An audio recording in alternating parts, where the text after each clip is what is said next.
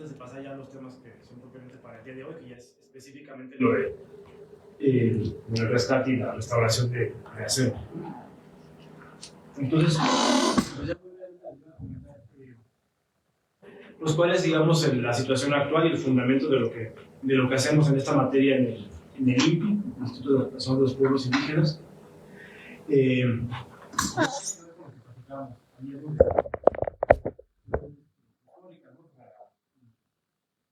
La promoción de estas artes populares, como se llamaban en su momento, y ahora pues con todo pues, la reestructuración del marco jurídico, ¿no?, en relación con los pueblos indígenas, ¿no? La promoción de estas artes.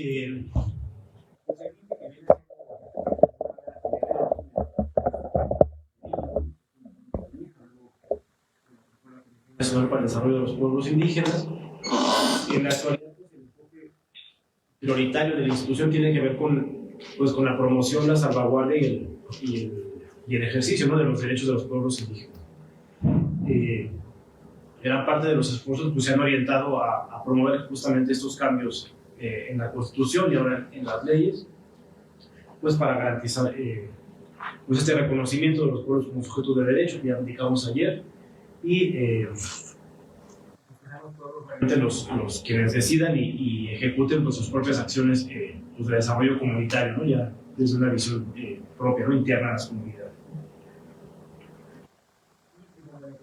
Con patrimonio cultural son, pues yo hablaría que principalmente dos líneas, ¿no? Una la que tiene que ver con la propiedad intelectual que hablábamos ayer, y la otra que es propiamente pues ya la salvaguardia, la conservación, la documentación y la difusión de los bienes culturales que conserva el instituto, ¿no?, en sus acervos.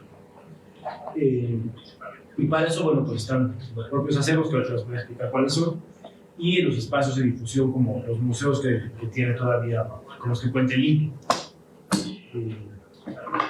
Pues de acciones puntuales que nos corresponden ya como área, ¿no?, de acervos, pues es justamente establecer estos lineamientos, estos parámetros, ¿no?, para pues para dar pauta, ¿no?, de la conservación de los acervos y de su difusión, ¿no?, su acceso a la sociedad. Entonces, el instituto tiene 5 acervos en la Ciudad de México y otros 3 espacios que más bien orientados también a la conservación, pero sobre todo a la difusión, al acceso del patrimonio.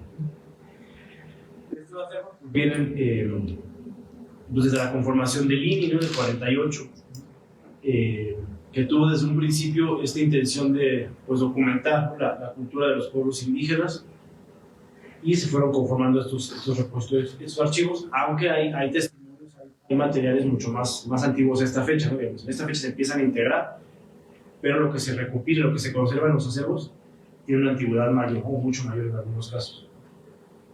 Y bueno, pues esta función de pues hacer un testimonio, ¿no?, de la memoria, de la cultura de los pueblos y contribuir al desarrollo de investigaciones que pues sirvan para hacer acciones desde los propios pueblos. Alrededor de 520,000 bienes culturales en diferentes tipos, soportes, temporalidades, en los que están representados pues, la mayoría, ¿no?, de los 74 pueblos indígenas. Hay una representación en estos acervos. Entonces, en orden de conformación, los acervos actuales son el acervo de arte indígena, la biblioteca Juan Rulfo, la Fonoteca Nacho López, el acervo de cine y video Alfonso Muñoz y la Fonoteca Henrietta Llorche.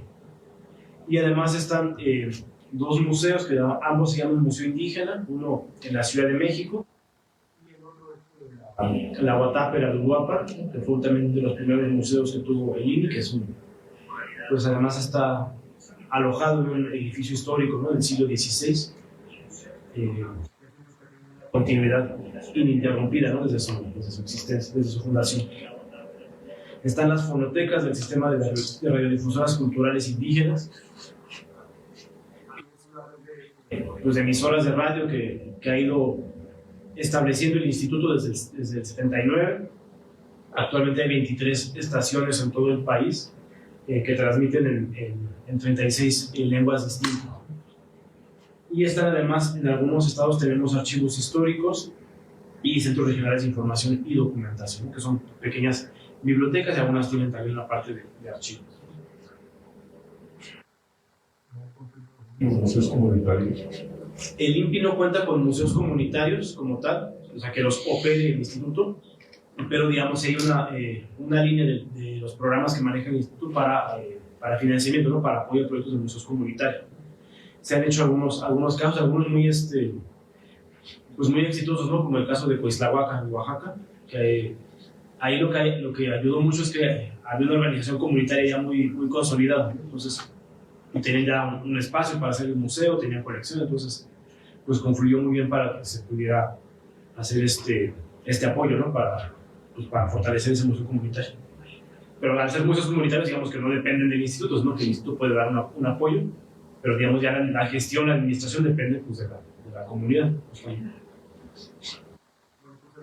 Indígena viene del Museo Nacional de Artes e Industrias Populares, que mencioné un poco de pasada ayer, que surgió pues de este contexto, ¿no? Pues revolucionario, ¿no? De esta idea del arte popular, de la consolidación del indigenismo ya como una política de Estado, ¿no? Que en la primera mitad del siglo XX o los primeros 2/3 del siglo XX, el indigenismo era una política que buscaba lograr la integración, o sea, la asimilación de los pueblos indígenas a la sociedad, para conformar una sociedad mestiza, ¿no? La idea era promover condiciones pues, de desarrollo económico, social, y que poco a poco pues, los mismos pueblos fueran haciendo de manera gradual un cambio cultural que los acercara más a los valores pues, sí, occidentales, sin perder elementos de identidad, ¿no? Algunos rasgos de identidad particular. Pero sí el objetivo era pues, lograr esta homogeneidad social y cultural como una vía para lograr de rezago, de marginación, de pobreza que vivían los pueblos. Y por ese mismo motivo, en aquella época se pensaba que pues, todo aquello que caracterizaba o que particularizaba a las culturas indígenas estaba destinado a desaparecer. Y por ese motivo había que apresurarse a documentar, a coleccionar, a registrar todo lo posible, porque esas culturas ya no iban a existir como tal, ¿no? O sea, las personas sí, pero iban a hacer este cambio en la cultura y por eso había que documentar, ¿no? Y estoy hablando de los años 40, 50, ¿no? Y esto permitió el desarrollo de la antropología aplicada, que es estudios antropológicos diseñados para trabajar problemáticas específicas en las comunidades, ¿no? Que pudieran ser temas, por ejemplo, de salud, temas de economía, ¿no? Temas educativos, ¿no? Entonces, así investigación antropológica no solamente con fines teóricos, sino para trabajar con problemáticas específicas, ¿no? Importantes, por ejemplo, en materia de salud o de combate a plagas y epidemias, ¿no? Que eran recurrentes en algunas regiones, técnicas agrícolas o ganaderas. Entonces, pues el indigenismo tiene estas dos partes, ¿no? Por un lado, sí hubo una incidencia positiva, ¿no? en la mejora de las condiciones de vida de muchas comunidades, pero pues estaba basado en esta ideología de que había que lograr una asimilación cultural total, ¿no? Eso pues fue cambiando. Y bueno, estas líneas de pensamiento pues dieron a formar las primeras exposiciones, de las que mencioné ayer, y bueno, ya viene la fundación del Museo Nacional de Artes e Industrias Populares, que estuvo ahí en la Ciudad de México, frente a la Alameda Central, donde está el ex templo de Corpus Christi. Era un museo y una tienda, ¿no? O sea, la tienda era realmente el atractivo principal, porque era pues, el espacio donde se comercializaban estas piezas para incentivar esta producción de arte popular. Y el museo pues, era un espacio de referencia, ¿no? Para mostrar algunas temáticas a través de las exposiciones. Después de esto, pues,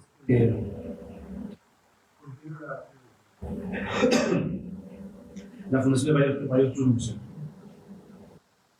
A través de los museos pues, y de esta línea de fomento del arte popular, pues eran estas políticas de desarrollo, de apoyo a la producción mediante insumos, materias primas, también pues el recurso a créditos y subsidios, ¿no? para los artesanos, los grupos de artesanos, fue muy importante la fundación de estos museos regionales que buscaban pues, el fomento, sobre todo, a expresiones que estaban en riesgo, ¿no? Por ejemplo, la Guatapara de Uruapan, que se abrió en el 52, pues para promover la recuperación del Maque, Uruapan, que estaba ya en declive, o por lo menos la manera tradicional, la manera pues más auténtica, digamos, ¿no? De la técnica del Maque de Uruapan. Hubo otros museos, otros casas escuela, por ejemplo, en Santa María del Río, ¿no? La de Rebozo. Se llegaron a tener 12 museos regionales, ¿no? En Colima, Tlaquepaque, en Mérida, en Álamo, Sonora, de Chapa de Corzo, también para trabajar con la lacra de Chapa de Corzo. La instauración de los primeros concursos de arte popular que tenían este objetivo también de fomentar, ¿no? la recuperación de técnicas, la recuperación de saberes y pues que se empezara o que se contribuyera a seguir visualizando el arte popular como un medio de desarrollo, de subsistencia económica de las comunidades. Y el otro línea de trabajo muy importante fueron los proyectos de investigación y rescate que estaban asociados al desarrollo de la colección del propio museo, pero también hubo ejercicios específicos para tratar de recuperar y revitalizar conocimientos que estaban en riesgo, estaban ya a punto de perderse. Hay dos casos muy significativos. Uno fue en Bizarrón, Querétaro, para recuperar las técnicas de teñido en reserva que se hacían en esa región, pues, por lo menos desde la época colonial. Y otro caso fue el de San Bartolo y Autepec, en la Sierra Sur de Oaxaca, que ese caso fue pues más exitoso porque sí se logró una revitalización del tejido, ¿no? Sobre todo del huipil, pero también ya más recientemente una recuperación de las prendas masculinas, ¿no? Estos proyectos se hicieron ya en la década de los 70, ¿no? Los encabezaron Luz Lechuga y María Teresa Pomar. Y el museo perduró hasta el 96. Hubo una serie de factores que intervinieron en esto. La principal de ellas pues, fueron las causas de carácter político y social, sobre todo pues, por el agotamiento, ¿no? de este modelo indigenista, ¿no? de asimilación, de integración cultural, pues por la demanda de los mismos pueblos de pues decir, buscar este cambio, esta mejora en las condiciones económicas y sociales, pero sin que ello implicara pues, una renuncia a su tradición cultural y a su identidad, ¿no? Entonces, ya desde finales de los años 60 hubo un cuestionamiento muy fuerte, ¿no? a este discurso indigenista, a esta ideología indigenista,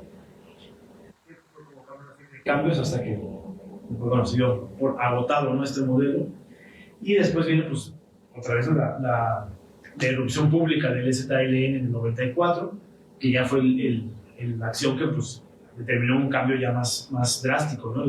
En el manejo de la institución hasta pues, su desaparición para convertirse en otra cosa, ¿no? En el 2003.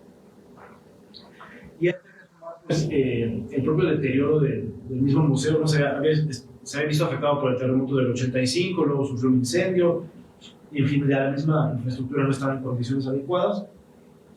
Vienen estos procesos de reestructuración de la institución y pues, la administración ya deficiente de las últimas etapas del museo, ¿no? Que llevaron pues, ya a su cierre y a la disolución del patronato. La colección pues, pasa por varios espacios, ¿no? Ya embodegada, se conforma después lo que fue el Centro de Investigación y Documentación de los Pueblos Indígenas de México, ya con la CDI, y de ahí pues, pasó ya lo que son los acervos como están conformados hasta ahora. Este acervo pues, está conformado por más de 23,000 piezas, cuya sede es en la Ciudad de México.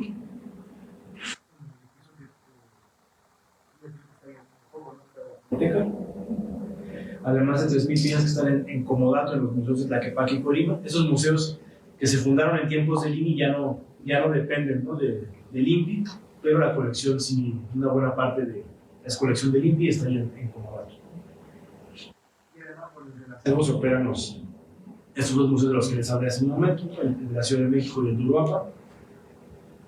La pieza más antigua pues, está documentada en el siglo XVII, es precisamente este plaqueado que viene de Chapa de Corzo. Es la pieza que tenemos certeza, ¿no? De la fecha. Puede ser que haya piezas más antiguas, pero esa es la que está fechada. Y bueno, cuenta con representación de más de 60 pueblos indígenas de México y alguna representación de todos los pueblos de América, ¿no? Sobre todo por una colaboración que hubo a raíz de estas conmemoraciones, ¿no? De los 500 años de la irrupción europea, del encuentro de dos mundos, como se llama entonces. Y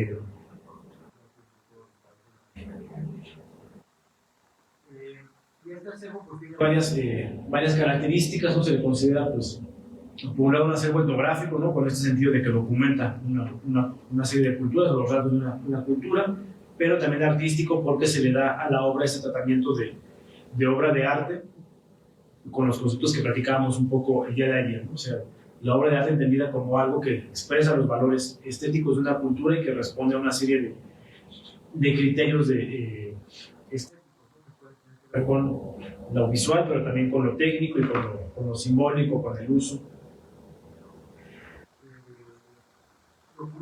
Las transformaciones, ¿no? en la cultura material de los pueblos, y a través pues, del seguimiento, ¿no? Estas transformaciones en la producción de obras culturales.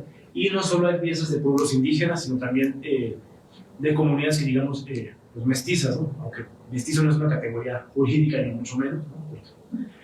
Pero pues son tradiciones culturales que tienen ya sea una herencia indígena de comunidades que perdieron, ¿no? Ya una identidad, una autoadscripción, ¿no? Por parte del pueblo indígena, o de poblaciones que históricamente pues sí se puede identificar como un proceso realmente mestizo, ¿no? Como las comunidades raboseras. Y además, por supuesto, pues la documentación de la cultura de los pueblos afromexicanos también. Ese seguimiento, ¿no? Al conceptualismo de arte popular y a la transformación en esta serie de atribuciones que tiene la colección, ¿no? Como memoria, como patrimonio nacional. Es muy importante por la temporalidad que abarca, aunque la mayor parte de la colección viene del siglo XX, precisamente pues es que documenta toda esta evolución del arte popular y todos los cambios que ha tenido de enfoque, de concepto y de aplicación.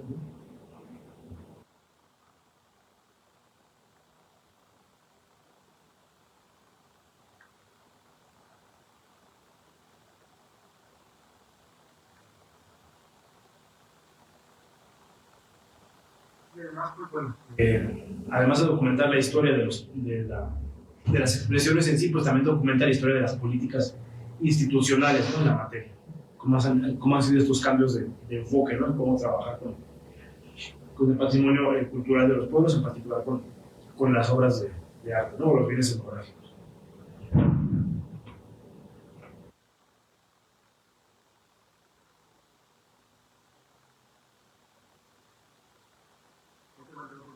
Con esto, pero bueno, solo para algunas de las funciones del acervo que tienen que ver con la conservación y la difusión, ¿no? A través de museos y exposiciones. La biblioteca Juan Rulfo pues, fue creada en el 63, durante algún tiempo pues, estuvo a cargo, ¿no? Del mismo Juan Rulfo, por eso lleva su nombre. Bueno, Rulfo estuvo a cargo de la política editorial del INI, ¿no? Por más de 23 años. Y fue durante su gestión que la institución pues, publicó buena parte de las obras que hoy son referencias fundamentales, ¿no? Para la antropología mexicana. Es un conjunto de varios acervos, ¿no? Digamos, la biblioteca es como la unidad que engloba 4 acervos en realidad, que es propiamente la biblioteca, ¿no? Con 72,000 ejemplares, la hemeroteca con 10,000, hay un fondo cartográfico, ¿no? O sea, una mapoteca con 13,000 ejemplares, y el fondo documental histórico, ¿no? Que tiene 15,000 volúmenes, que es realmente pues, el archivo histórico del INPI, ¿no? Este fondo documental. Es una biblioteca que es un referente, ¿no? Para temas que tienen que ver con pueblos indígenas de México, social, de historia, lingüística. Las publicaciones pues, vienen desde finales del siglo XIX hasta la fecha, ¿no? Pues, como todo acervo pues, requiere un proceso de actualización constante, funciones institucionales y nuestro archivo histórico, ¿no? Que uno de los contenidos principales de ese archivo pues, son los estudios inéditos, ¿no? de investigadores, de gente especialista en antropología, en lingüística, pues, que fueron los estudios que permitieron pues, propia conformación de la institución y todo el trabajo de la institución durante el siglo XX.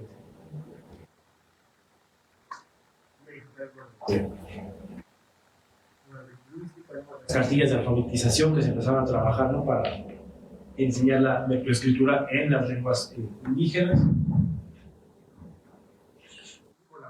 Esos pues son la consulta en sala,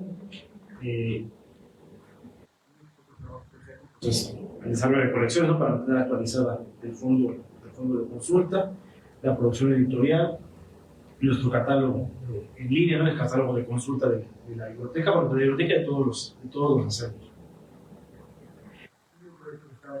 Por lo que eso ya esperamos pronto poder hacer público, que es la biblioteca digital Juan Rulfo.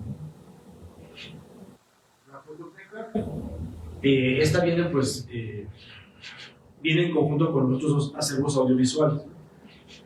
Este fue un proyecto muy importante que se inició en el 77, que fue el programa Olin Yolistli, mediante el cual pues, se hizo pues una documentación muy importante de las expresiones culturales de los pueblos indígenas, formación del archivo etnográfico audiovisual, en fotografía, pero también en cine y en sonido, ¿no? Vamos a ver pues más de los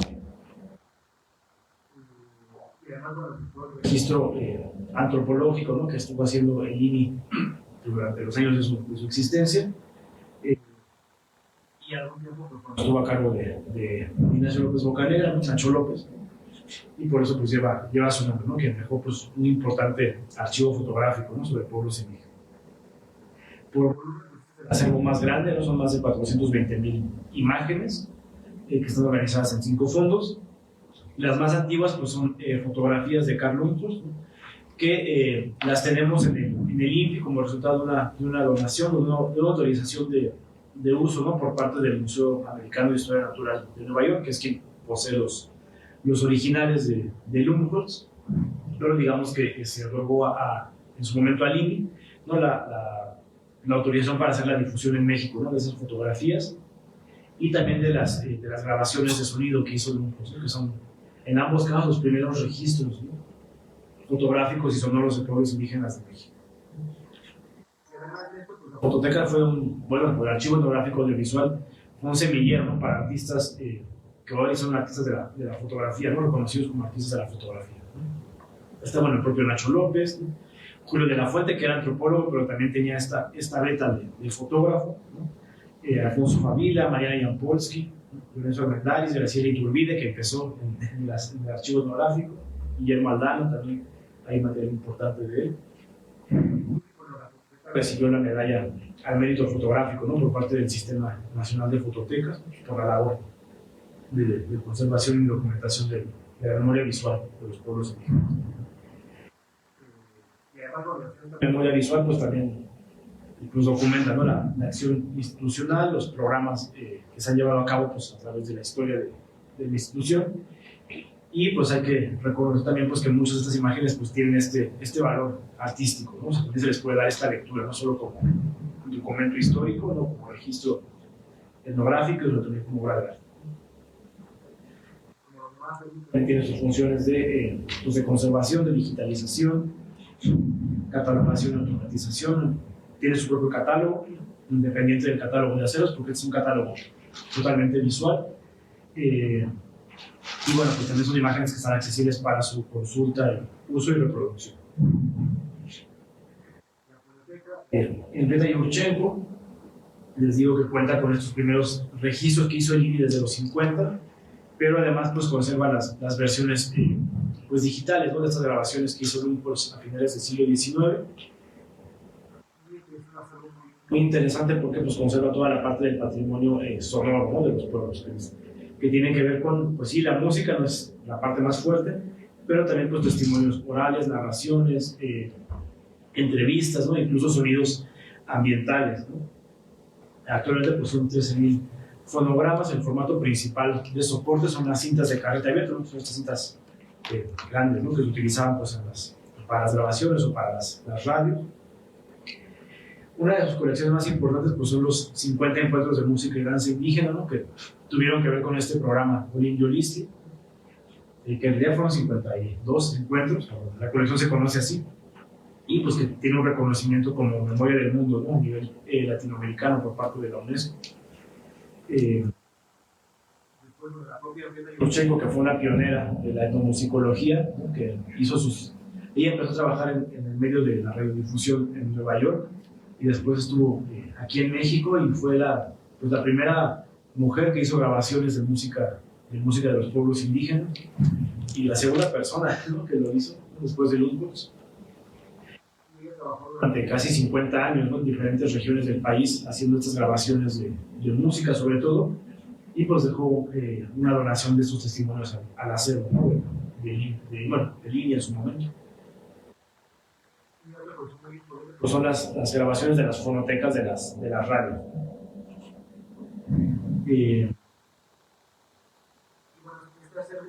Les digo, ¿no? Es la memoria sonora de los pueblos y documenta pues no solo las expresiones tradicionales, ¿no? De la música más tradicional, incluso registros de cantos o música ceremonial, sino también los cambios que se han venido dando en las expresiones sonoras, ¿no? Estas innovaciones que han hecho muchos grupos, sobre todo juveniles, ¿no? De hacer o de adoptar los géneros de la música occidental o música comercial que viene pues, del exterior,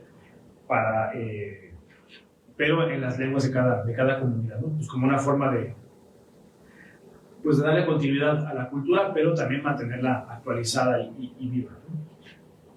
Y pues la Fonoteca, una cosa muy importante es que ha sido pues pionera en los procesos, en la normalización, la estandarización de procesos de conservación, de digitalización de archivos sonoros, ¿no? La Fonoteca, pues, digamos, sigue las indicaciones de la IASA, ¿no? Que es la Asociación Internacional de Archivos Sonoros y Audiovisuales, y tuvo una participación muy importante en la creación de la norma de lineamiento oficial, ¿no? Para la conservación de ese tipo de patrimonio, ¿no? Que es a través de este comité que fue el COTENDO.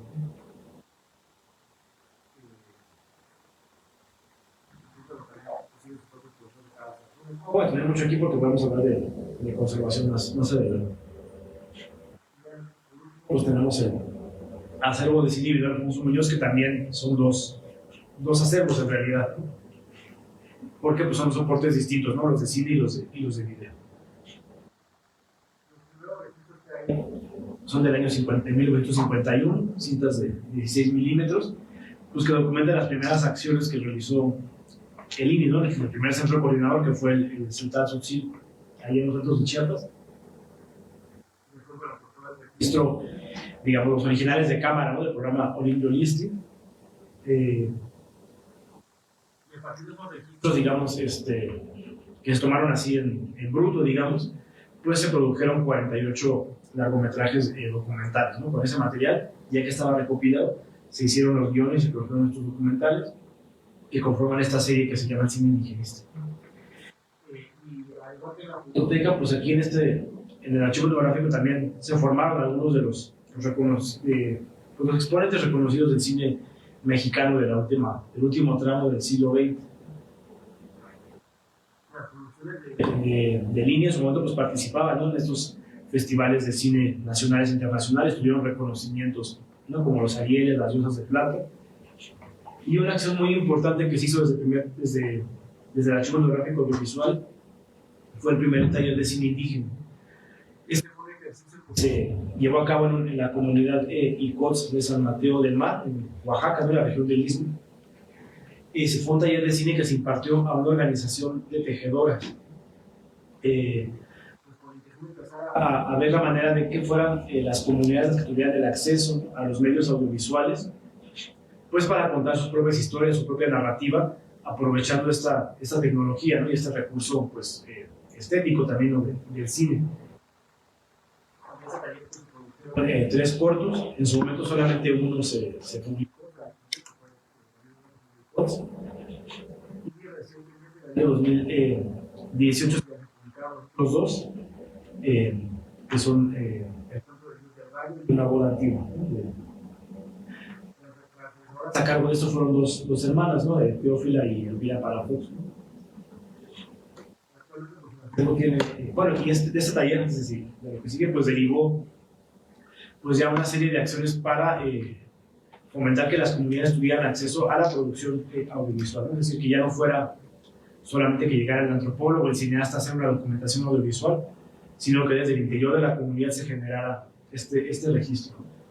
Esto pues ha fructificado ya bastante, ya más recientemente, ¿no? Hay varias personas o colectivos de realizadores audiovisuales que están trabajando, ¿no? En hacer este tipo de producción desde la vida interna de las comunidades, ¿no? Sobre todo en Oaxaca y en Chiapas, ¿no? También en otras partes del país, pero ahí ha sido muy fuerte este movimiento.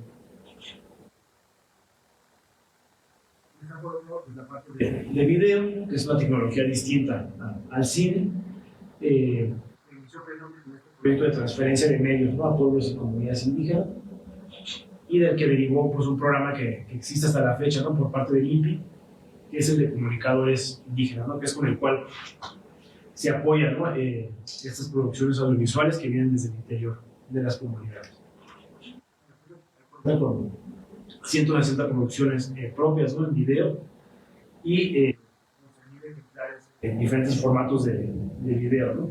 Una cosa interesante también con este acervo pues es que además documenta, ¿no? La evolución de las tecnologías para el registro audiovisual, ¿no? Ahí uno puede ver pues, todos los diferentes formatos, ¿no? de video que han existido y seguramente pues, habrá quien reconozca más de uno, ¿no? El Betacam, los digitales, el VHS, ¿no? Los primeros cintas digitales, ¿no? Y pues bueno, también está a disposición para consulta, reproducción. Es un acervo muy versátil, ¿no? Y muy noble en el sentido de que permite mantener actualizada esta memoria de los pueblos indígenas, ¿no? Pues ahora ya con los soportes digitales pues de una manera más, pues más eficiente, ¿no? Que no requiere un gran volumen de almacenamiento físico, pero bueno, tiene otras problemáticas, otras características, ¿no? En la parte digital. Este acervo junto con los otros dos acervos audiovisuales pues sí enfrenta este reto importante, ¿no? De la optimización tecnológica, ¿no? Pues con este avance continuo y acelerado de las tecnologías de video pues es necesario no solo mantener el contenido de la producción audiovisual, sino también pues los medios para reproducir los soportes antiguos, ¿no? Los soportes analógicos, ¿no? Entonces todos los acervos conservan los equipos de diferentes periodos porque son necesarios para acceder al contenido del patrimonio, ¿no? Pues permite conservar el contenido intangible, pero es tan importante conservar el contenido intangible como el soporte físico, ¿no? Y pues para que el soporte físico tenga sentido, pues hay que conservar el dispositivo que permite acceder a su contenido. Entonces, este es un desafío constante de este tipo de colecciones, ¿no? Porque pues van quedando atrás las tecnologías, incluso los formatos digitales van evolucionando y pues también requieren condiciones particulares, ¿no? De conservación y de seguridad, ¿no? Servidores paralelos, capacidad de almacenamiento.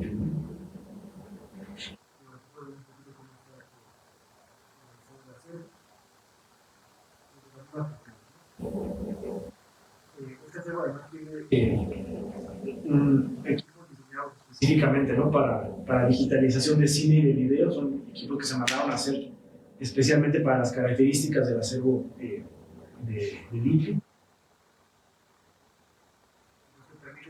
Una conservación pues muy fiel, ¿no? del contenido de las cintas de cine o de las cintas de video, que se gestiona para el sistema de almacenamiento masivo de información. El INPI, en el punto, en el tema propiamente del día de hoy.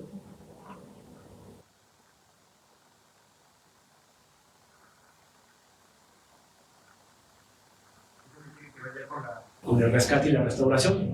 Que esto en realidad es una temática más amplia, ¿no? Va más allá de lo que es puramente el rescate. Ahorita vamos a ver de qué se trata.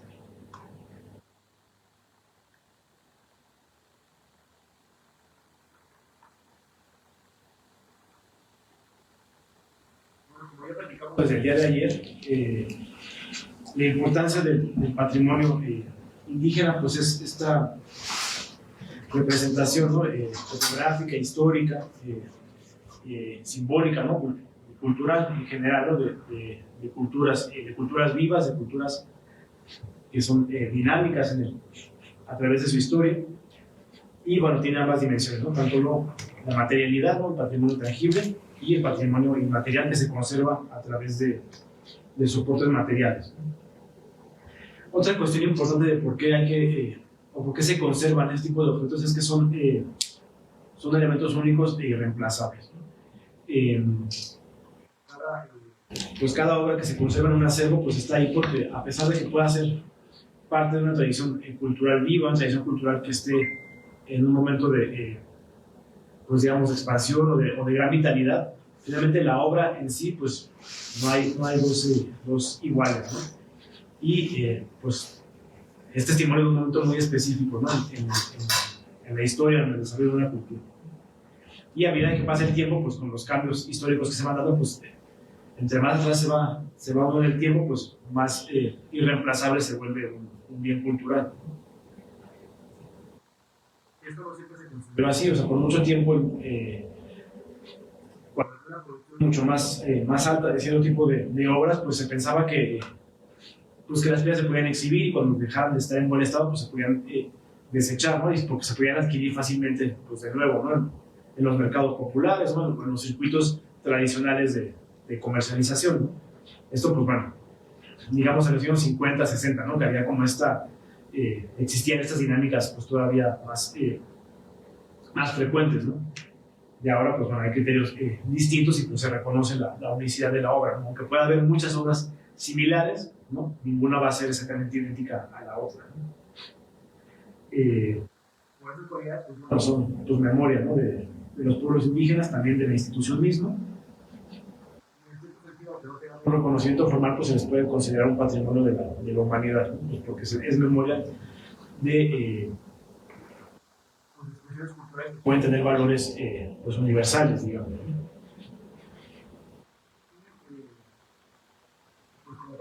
Entonces tiene una protección legal, ya sea los monumentos históricos, arqueológicos, las zonas de monumentos históricos arqueológicos, o los monumentos artísticos también tienen esta protección legal, ¿no? Y bueno, aquí podemos englobar esta protección legal pues también a este tipo de patrimonio de los pueblos indígenas y afromexicanos. Bueno, ¿cuál es el sentido, el interés de conservar en general, pero bueno, en particular este tipo de producciones, este tipo de obras?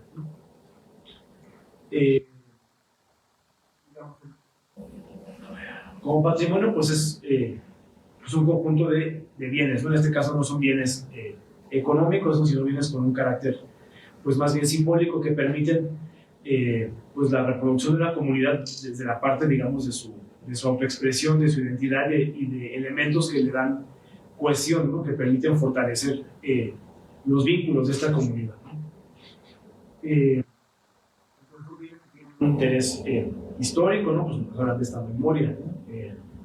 de las colectividades, un interés educativo porque permiten pues la enseñanza, ya sea para quienes no pertenecen a la cultura, pero también para quienes pertenecen a la cultura porque se preserva, ¿no? Una evidencia de maneras de ejercer conocimiento, de poner en práctica conocimientos o de expresar valores y símbolos de la cultura.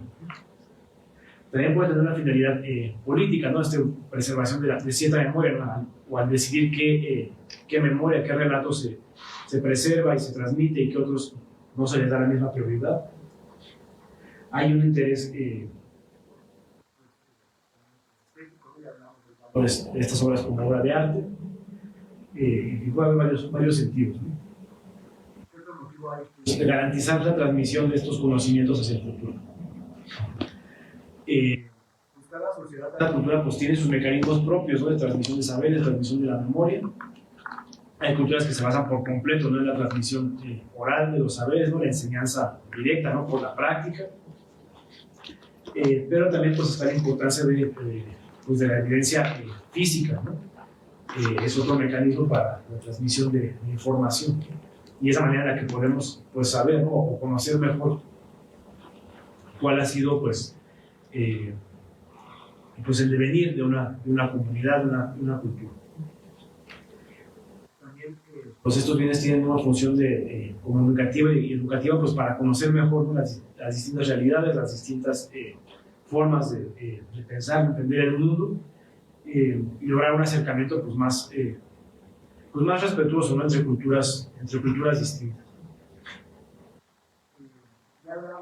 Que los bienes culturales pues tienen ambas cualidades, ¿no? Son soportes materiales, pero que pueden, o que expresan, ¿no?, que contienen una dimensión intangible o inmaterial, ¿no? Entonces, al conservar un bien cultural se preserva tanto la materialidad como la serie de valores intangibles que están expresados en esa materialidad. Y pues los acervos son... los acervos pues es complementario, ¿no?, con lo que se trabaja desde las ciencias de la información. Finalmente, un bien cultural conservado en un acervo también es un recurso de información, ¿no?, como puede ser un libro, como puede ser un reportaje, ¿no? Pues otro tipo de bienes culturales pues también son recursos de información y es necesario gestionarlos como tales, ¿no? Vamos a ver eso un poco más adelante. Y desde luego pues son pieza fundamental para acciones de museología y de museografía, ¿no? Pues finalmente los museos pues operan, ¿no?, con bienes culturales, así sean bienes efímeros, ¿no?, o hasta intangibles, ¿no? Entonces podemos pensar en un museo como, de la manera más tradicional, como puede ser un museo de ciencias naturales, un museo arqueológico que tiene colecciones específicas, pero también un museo de arte contemporáneo pues requiere bienes culturales, ¿no? Una instalación, un performance, aunque sean efímeros, pues también en su momento de puesta en acción también son un bien cultural, ¿no? Aunque bueno, hay una discusión ahí reciente, ¿no?, sobre qué implicaría la conservación de un tipo de expresión artística de esta naturaleza. Aparte, pero bueno, también existe ahí este debate, ¿no?, sobre lo que implicaría conservar algo que por su naturaleza está diseñado para ser efímero.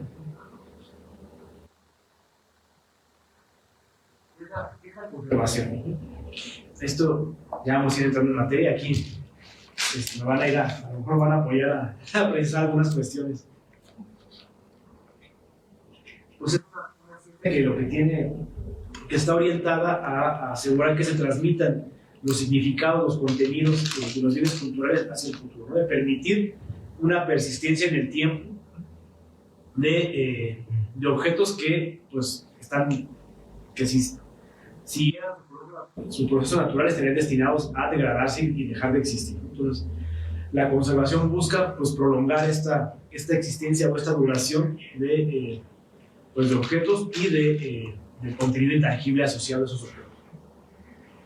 Para esto pues se requieren técnicas y metodologías que buscan pues evitar o más bien controlar las transformaciones que experimenta la materia pues por sus propias características y por una serie de factores que vamos a ver ahorita más adelante, ¿no? Y si es necesario pues restituir aquellos atributos, aquellas cualidades que haya perdido la obra, el bien cultural a través del tiempo. En principio pues los procedimientos de conservación tienen que responder primero a una serie de criterios filosóficos, éticos también, es una decisión cultural, y ya con base en eso, ya de eso depende pues ya las decisiones técnicas, ¿no?, que se tomen ya en específico sobre el bien cultural. La conservación pues se rige por varios principios, ¿no? Primero, el respeto a la autenticidad de una obra, ¿no? Pues no se tiene que hacer como una falsificación o una sobreinterpretación de un bien cultural. Entonces, cualquier acción que se realice tiene que buscar que el bien cultural se mantenga pues, lo más próximo a como fue creado en su momento. Se tiene que asegurar la integridad del bien cultural, es decir, que se mantenga una unidad, ¿no? Por ejemplo, si tenemos un hallazgo arqueológico de una vasija que está hecha a pedazos, pues eso no es un bien cultural que esté íntegro. Entonces la conservación busca restituir esa integridad mediante técnicas de restauración. Pero el objetivo pues, es que la vasija rota pues, no nos da la información que nos puede dar la vasija pues, completa, ¿no?, restituida a su forma como fue creada. La estabilidad es asegurar que los procesos de degradación sean lo mínimo posible, ¿no? Que el material pues sí, o sea, no tenga fluctuaciones, ¿no?, que vayan provocando una degradación, que no sea susceptible a sufrir un daño mayor o un daño irreversible. Y el principio de legibilidad pues quiere decir que la obra pueda apreciarse pues como fue concebido o lo más próximo a lo que fue esa obra en su momento de creación. Por eso, por ejemplo, si tenemos un lienzo, ¿no?, de la Virgen de Guadalupe y no se ve pues, la parte del rostro de la Virgen, pues es una obra que no es legible. Es necesario, pues, si hay información suficiente, a restituir ese rostro. Para un proceso de conservación o un proceso ya de restauración. La restauración es solo un paso, ¿no? Es solo una técnica de conservación. Lo ideal es que no se requiera hacer una restauración, digamos, ya tiene que ser como la última decisión que se tenga que tomar para asegurar estos principios con los bienes culturales. Entonces, por eso estos criterios, ¿no? Uno es la mínima intervención, se tiene que hacer con el bien cultural solamente lo imprescindible para asegurar su integridad, su estabilidad, su legibilidad, y no más allá, ¿no? Por eso les puse aquí este ejemplo, ¿no?, muy conocido, ¿no? Aquí hubo todo lo contrario, una mínima intervención, ¿no? Pues la persona muy bien intencionada que quiso restaurar esta obra, pues no supo cuándo detenerse, ¿no? Entonces, pues ya acabó creando una obra nueva, ¿no? Esto es todo lo contrario, una mínima intervención. Otro principio muy importante es la compatibilidad de material. O sea, que si se va a introducir un material nuevo, ajeno al soporte original, no es que tenga que ser exactamente el mismo, pero tiene que ser de características físicas y químicas similares. Por ejemplo, ¿no?, si se va a fijar un textil a un bastidor nuevo, no se le va a meter un alambre de cobre, ¿no? No se va a fijar con un hilo de nylon, ¿no? Por lo general se utilizan hilos de seda, ¿no?, para hacer estas intervenciones. Además, el material en sí tiene que ser reversible, es decir, que lo que se aplique se pueda retirar, y además el procedimiento tiene que ser retratable, es decir, que se pueda volver a realizar si es necesario. ¿Por qué estos dos puntos de la reversibilidad y la retratabilidad? Porque pues en este momento tenemos un estado de conocimiento, un estado de avance tecnológico y unos criterios, ¿no?, para conservación. No sabemos si en 50, 100 años esto va a cambiar, ¿no? Si quizá en 50 años se decida que no, que en lugar de reconstituir la integridad de la vasija, el criterio adecuado es mantenerla en pedazos como se encontró, ¿no? Puede ser. O que se desarrolle un material que sea más estable o más eficaz, ¿no?, para asegurar esta perduración a largo plazo, ¿no? Entonces, también son criterios y decisiones que se tienen que tomar en el momento, porque puede ser que haya materiales que son reversibles, pero que el procedimiento que existe ya no lo sea. Por ejemplo, si está haciendo tratamiento de un mural con un recubrimiento de estuco, ¿no?, con agua de cal, el material es reversible, pero el procedimiento no. Digamos, las partículas de cal se quedan dentro, pues, de la estructura del estuco, y ya no hay manera de retirar eso después. Sin embargo, pues ese es el procedimiento que existe, pues, o hasta ahora uno de los procedimientos más adecuados para asegurar la estabilidad de ese aplanado de estuco, ¿no? Entonces, sí se tienen que ir aplicando, pues ponderando los criterios, ¿no?, de hasta dónde se va a aplicar uno u otro criterio, ¿no? Pues poner prioridad, qué es lo que importa más, ¿no? Asegurar, en este caso, ¿no?, la retratabilidad de la obra o asegurar su estabilidad. Entonces, pues son decisiones que se tienen que ir tomando en cada caso. Y, pues por último, la integración del reconocimiento, ¿no?, tiene que ver con la legibilidad, ¿no?, que sea reconocible, pues, de qué se trata este bien cultural.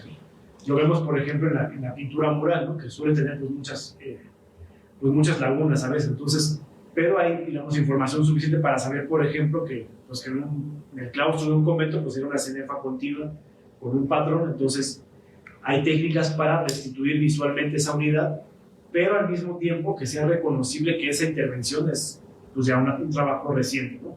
No se va a hacer idéntico al original, sino hay diferentes técnicas, ¿no?, como el regatino, que es acabado con rayitas, ¿no?, o con puntillismo, ¿no? En el caso de obras arquitectónicas, pues es este patrón de piedritas alrededor de las piedras grandes, ¿no?, que eso indica, pues, un muro o una parte que está reconstruida.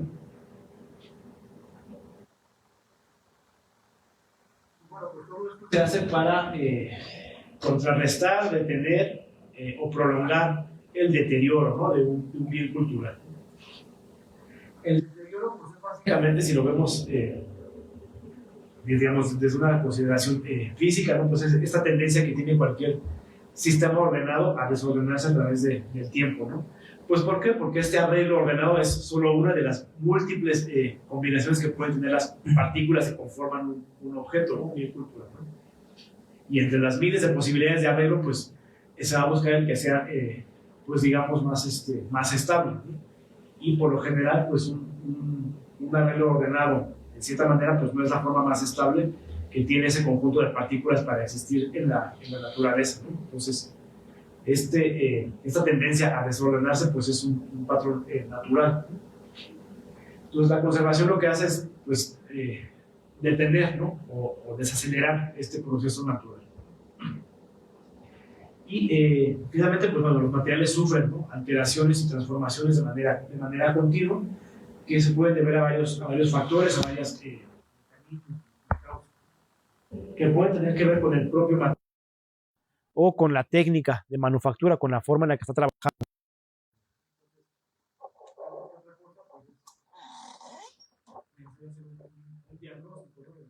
De las causas, de los mecanismos y efectos de deterioro que sufre un bien cultural.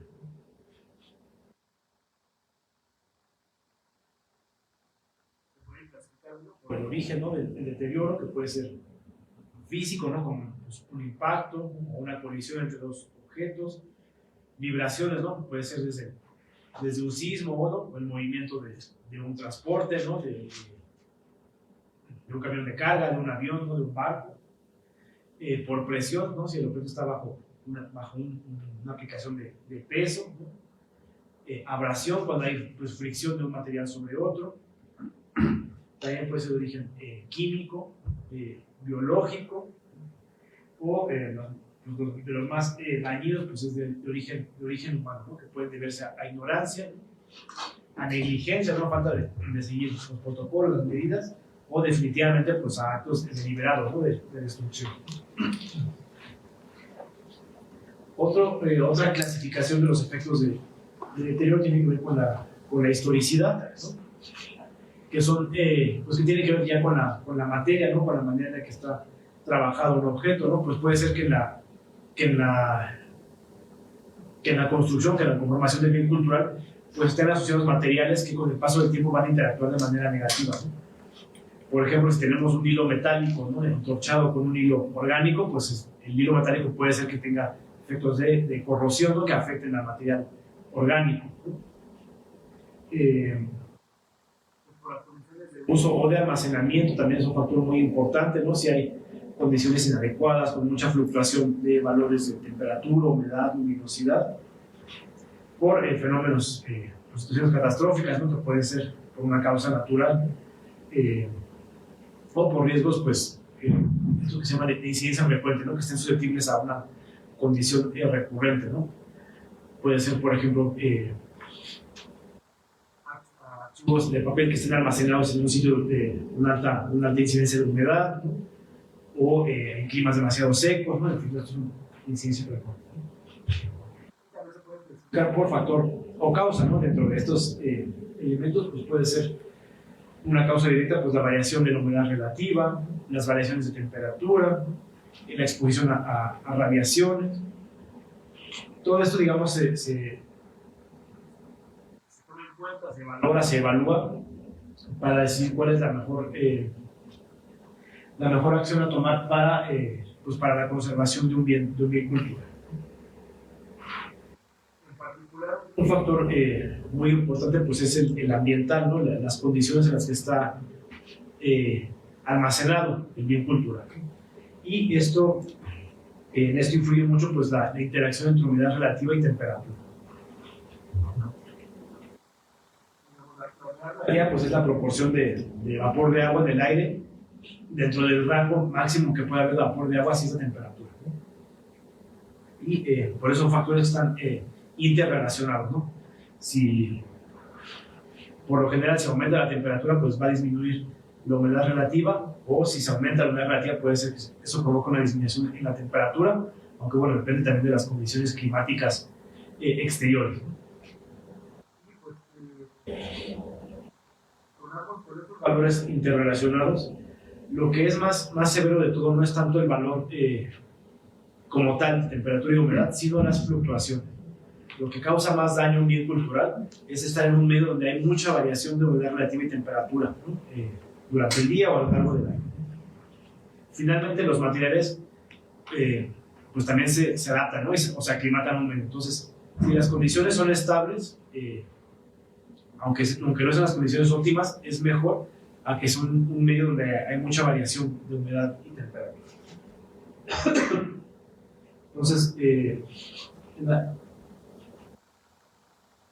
esto va a depender pues, del tipo de cada material, ¿no? Hay materiales que requieren un alto porcentaje de humedad relativa, ¿no? Para su conservación hay materiales que requieren niveles más bajos. Las variaciones en temperatura y humedad pues, pueden favorecer o inhibir, ¿no? El desarrollo, por ejemplo, de microorganismos, ¿no? en textiles o en papel. Si tenemos un microclima con temperatura y humedad alta, pues va a favorecer el desarrollo de microorganismos. Una humedad alta pues, va a favorecer por ejemplo, que haya un corrimiento, ¿no? de los colorantes de un textil, o la corrosión en los metales, ¿no? También puede ser un efecto de deterioro. Otro efecto que se puede provocar pues, es este daño en soportes de capas pictóricas, ¿no? Que se pueden ver como estas ondulaciones, ¿no? Ondulaciones pues, por esto que provoca la variación de temperatura y humedad, ¿no? Que es que el material se hincha y después se contrae, se hincha y se contrae, que eso además pues, puede provocar estos agrietamientos, ¿no? Por ejemplo, un mueble de madera, ¿no? Que está en una constante fluctuación de temperatura y humedad, pues la madera se hincha en cierto momento del día, luego se contrae otra vez y así sucesivamente, y con el paso del tiempo se va a provocar que la madera se vaya agrietando, ¿no?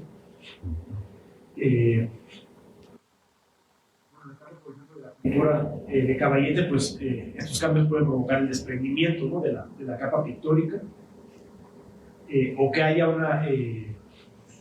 digamos, un desfase, ¿no? en la interfaz entre una capa y otra, ¿no? Puede ser que, en el caso de pintura de caballete, ¿no? Que el lienzo trabaje a ciertas condiciones, ¿no? Con los cambios de temperatura y humedad, pero por los materiales de la capa pictórica, que tienen una composición química distinta, van a interactuar de una manera diferente. Entonces, el lienzo se va a estirar y contraer de una manera y la capa pictórica lo va a hacer de otra manera, y eso a la larga pues, va a provocar que haya una separación, un desprendimiento.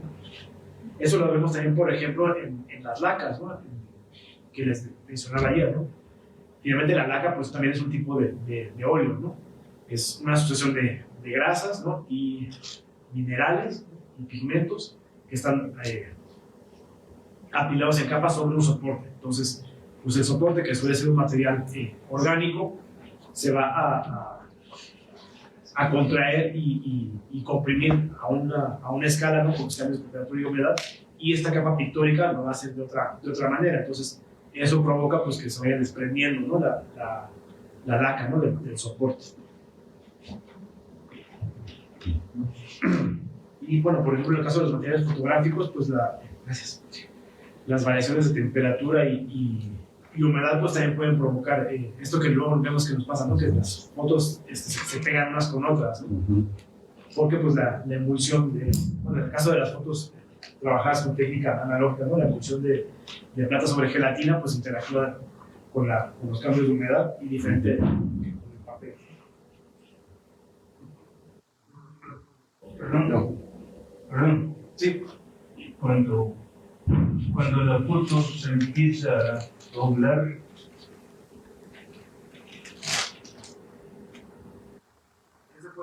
de humedad, lo que hay que hacer ahí es gradualmente reducir las condiciones de humedad, ¿no? Y por ejemplo, para las fotografías lo recomendable pues, es que no estén almacenadas juntas, ¿no? sí, Sino que cada foto tenga vamos a ver eso, ¿no? Una guarda, ¿no? Un espacio individual.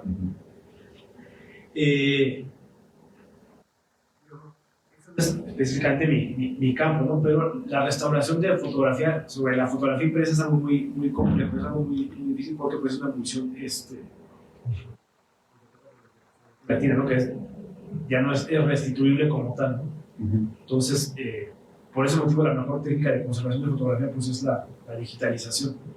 Y todos los negativos o los positivos ya prácticamente no se toquen, ¿no? Que se queden conservados en su espacio de almacenamiento, y para trabajar pues que se haga con archivos digitales o con copias, ¿no? Y esto es de mucha utilidad porque está viendo, no solamente en Tlaxcala, creo que en varias otras entidades, ¿no? Una inquietud de las comunidades por generar museos. Y los encasillamos en museos comunitarios, ¿no? Por varias razones. Ahorita, bueno, de un módulo vamos a tratar qué es un museo comunitario. Pero fíjense que generar condiciones propias, expositivas, pero también de conservación, de preservación, lo que llamamos la bodega de colecciones o repositorios, hay que considerar una serie de factores muy complejos, a veces otorgados por implementos tecnológicos que no están al alcance de la museografía comunitaria, o bien porque son caros, o porque no se contemplan entre los mismos guiones de exposición, ¿sí? Entonces hay que dotarles precisamente de condiciones de humedad relativa, temperatura, y desde el planteamiento del museo, la técnica museográfica junto con el entorno museológico debe de observar esto. ¿Qué vamos a exponer? Si nada más queremos hacer una exposición temporal que dure 3 meses, probablemente se puede solucionar, por ejemplo, las humedades relativas, a veces solucionan adentro de un capelo con un simple cuenco de agua para que esté absorbiendo humedad. Pero si ya es un museo comunitario en donde quieren exponer, por ejemplo, una casulla textil con entorchados en hilo de oro, pues es más complejo estar viendo que no solamente va a estar colgada por un tiempo. Si queremos exponer, por ejemplo, un lienzo, el de Matlalocan o el de San Simón, hay que dotarle de las condiciones propias, ¿no? Por eso no es solamente generar la propuesta del museo, queremos un museo comunitario no. Hay que ver todo un entorno muy complejo, que es precisamente lo que estamos hablando aquí. Finalmente, lo que queremos con este taller, pues, es detener los deterioros, ¿no? Incluso el factor humano, pues, algunos le atribuyen el 90% del daño que se genera en el patrimonio cultural, material, está adjudicado a factores humanos, ¿sí? Y dentro de eso viene, pues, la humedad relativa, las temperaturas, las radiaciones, incluso los lúmenes que le estemos arrojando al objeto a través de una iluminación. Incluso con un foquito se ve bien cuántos lúmenes te da ese foquito sobre un textil del siglo XVII. Y todo eso hay que ir considerando, ¿no? Entonces es muy, muy útil este apartado. Gracias, perdón. Sí, no, muchas gracias, Psicólogo, porque sí, me regresé aquí tantito porque sí, al momento de pensar en el caso de una exhibición o de una sala de exposición, pues hay que tomar en cuenta esos factores también, ¿no? Cada tipo de material pues requiere condiciones de exhibición distintas, ¿no? Cómo va a comportarse ese material. Por ejemplo, ¿no? un textil, si se va a exhibir de manera horizontal, colgado, en un soporte tipo maniquí, ¿no? Eso tiene que ver con considerar pues, la misma fibra, en qué condiciones está el textil en su conjunto, ¿no? Cuánto tiempo va a estar en esa posición, ¿no? Y considerar los efectos de deterioro que eso puede provocar, ¿no? Si tenemos, por ejemplo, un rebozo, ¿no? Y lo tenemos colgado nada más de un hilito, ¿no? como si fuera un toallero, ¿no? Pues eso a la larga va a generar una tensión sobre la fibra, ¿no? Y si esa situación perdura por el tiempo suficiente, pues en el punto donde esté el textil doblado sobre el hilo, va a generar una rotura. Entonces, son factores que se tienen que tomar en cuenta para decidir de qué manera se va a mostrar un objeto y por cuánto tiempo. Y otro punto que me parece muy importante es, en este caso, pues sí, de los museos comunitarios o de los archivos municipales o comunales. Sí, hay condiciones de conservación que solo se pueden garantizar de manera óptima, pues con equipos que suelen ser costosos, ¿no? Pues para regular precisamente temperatura, humedad. Pero hay casos en los que se puede hacer intervenciones, digamos, más rudimentarias, puede ser, pero que se logre el mismo propósito, ¿no? A veces es suficiente con asegurar que el espacio, ¿no? Que el cuarto donde van a estar guardados los materiales, pues tenga condiciones de humedad y temperatura estables, ¿no? A lo mejor no son las condiciones óptimas, pero podemos monitorear que durante el año pues hay una fluctuación mínima, ¿no? Entonces, a lo mejor no podemos instalar un sistema de climatización, pero sabemos que en esa habitación pues hay una variación de 1 o 2 grados durante todo el año, entonces, y la humedad fluctúa menos del 5%, entonces a lo mejor está un poquito pasado de temperatura, pero sabemos que se va a mantener durante el año, entonces, y se puede buscar la manera de pues compensar un poco estos efectos, ¿no? Si, como bien lo mencionaba, si la humedad no es suficiente, pues se pueden poner, pues sí, cajas de Petri, ¿no? Con agua, ¿no? Para regular este poco, digamos, de una manera un poco más, pues más artesanal, digamos, ¿no? O sea, sí. Pero sí es importante tener como claras las condiciones del espacio y del material que se va a almacenar en ese lugar. Entonces, hay maneras, pues, de conseguir esas condiciones, pues haciendo, digamos, las evaluaciones de los diagnósticos necesarios antes de llevarlo a cabo, y buscar la manera posible de optimizar los recursos cuando son escasos, ¿no? Exacto. Sí, lo ideal es tener sistemas de bóvedas selladas herméticamente, con sistemas de climatización que filtren contaminantes, ¿no? Que regulen de manera automática temperatura y humedad. Pero bueno, sabemos que no siempre es posible, entonces hay que buscar de qué manera garantizar entonces la estabilidad y la mínima fluctuación de condiciones, y que las propias condiciones de almacenamiento favorezcan esto.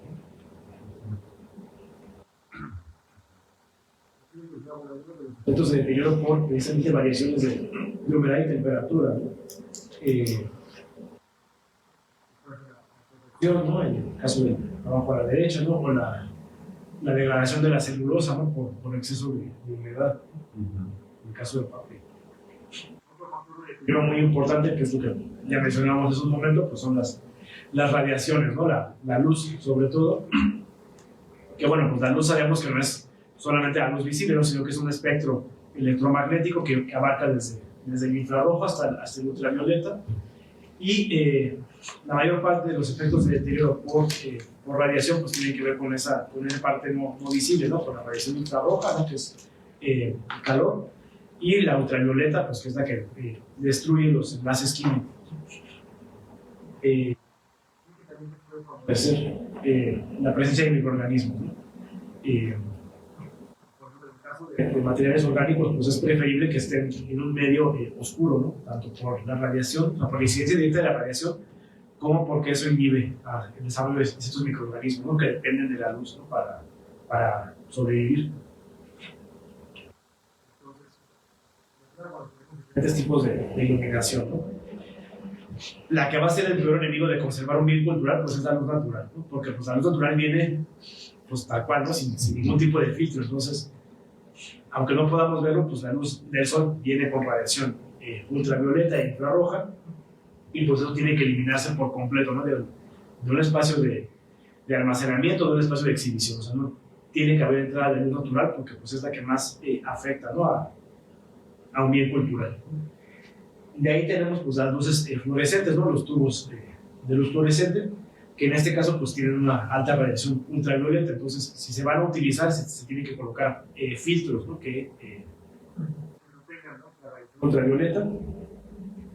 Y tenemos la luz incandescente, ¿no? Que en este caso pues es alta, ¿no? En radiación infrarroja, ¿no? Aunque es baja en ultravioleta, pero pues por lo mismo no es recomendable, ¿no? Porque provoca este aumento en la temperatura del medio donde está conservado o exhibido, ¿no? Un bien cultural, ¿no? Son, bueno, los focos tradicionales, ¿no? De filamento, ¿no? Las luces halógenas, ¿no? Afortunadamente, pues bueno, ya tenemos las luces LED, ¿no? La fibra óptica, que nos pueden iluminar un espacio, sin esta consecuencia negativa, ¿no? de infrarrojo como ultravioleta, pero aún así también la parte visible de la luz también genera un deterioro menor, ¿no? Que la radiación ultravioleta, pero también genera un cierto grado de deterioro. Entonces, de cualquier manera es recomendable que mientras un bien cultural no va a estar a la vista, que esté en un medio oscuro, ¿no? Sobre todo si son materiales orgánicos, ¿no? Que son los más sensibles a la luz, ¿no? Los textiles, por ejemplo, ¿no? Pues, con las variaciones que bueno, voy a rezar un poquito, ¿no? Y aquí, si no, la maestra va a corregir. La mayoría de los bienes culturales pues, están constituidos por materiales que son cadenas son polímeros, ¿no? Son cadenas muy grandes de moléculas que son la base con la que está construido el material, ¿no? Por ejemplo, ¿no? Los materiales orgánicos vegetales pues, son cadenas de celulosa, ¿no? Que es un polímero basado en glucosa. Entonces, lo que hace la radiación ultravioleta es que va rompiendo los enlaces entre las moléculas y va haciendo que esta gran cadena, que es el polímero, se vaya descomponiendo en diferentes partes, al punto de que, pues, si uno lo ve a simple vista, pues eso se convierte en polvo, ¿no? Que pues, es la reducción del polímero a partículas más pequeñas, ¿no? También lo que puede hacer la radiación ultravioleta es que rompe los enlaces químicos de los materiales que reflejan la luz de diferentes colores, ¿no? Entonces, eso es lo que provoca la degradación del color, ¿no? Pues cambia la composición química, ¿no? Del material que refleja, por ejemplo, la luz roja y se va volviendo cada vez más pálido, ¿no? Lo que pasa a nivel químico es esto, ¿no? Que se van rompiendo los enlaces y el material pues acaba convirtiéndose finalmente en polvo.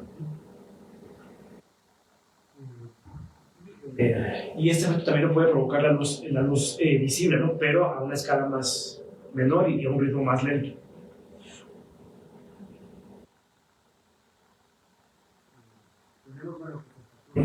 Biológico también, ¿no? Como causa de deterioro, y este puede ser, bueno, pues es provocado por organismos vivos, ¿no? Que pueden ser ya sea microorganismos, pueden ser insectos o mamíferos, ¿no? O aves, ¿no? Principalmente. Y pues bueno, son organismos que tienen la capacidad de destruir la materia, ¿no? Conforme al bien cultural, y pues que atacan, ¿no? O invaden un bien cultural porque están sustituyendo algo que no están encontrando en su medio natural, ¿no? Finalmente, pues una termita pues, no sabe que está comiendo un retablo del siglo XVII, ¿no? Pues, la termita está buscando su alimento en un medio que se lo provee, ¿no? Y en el caso, por ejemplo, de los roedores o las aves, pues ya sea que se alimenten del material o que pues ahí afinen, ¿no? Sus garras o sus dientes, ¿no? Pues los ratones o las ratas pues, van a estar royendo el material, ¿no? Para afilar los dientes, ¿no? O que empiecen a tomar partículas del bien cultural para formar nidos, ¿no? O para incluso como alimento, ¿no? El otro factor de deterioro provocado, ¿no? Por estos animales pues es el mismo excremento, ¿no?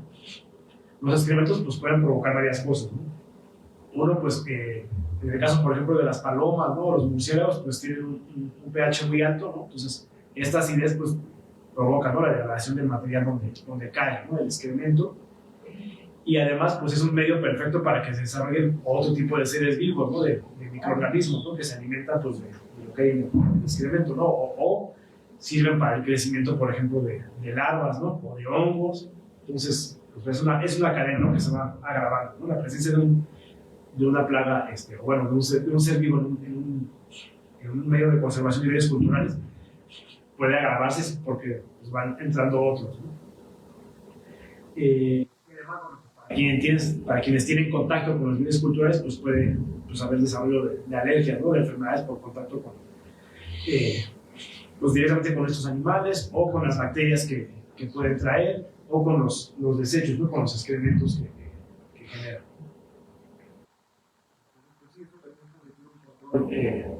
Pues de las condiciones de conservación, ¿no?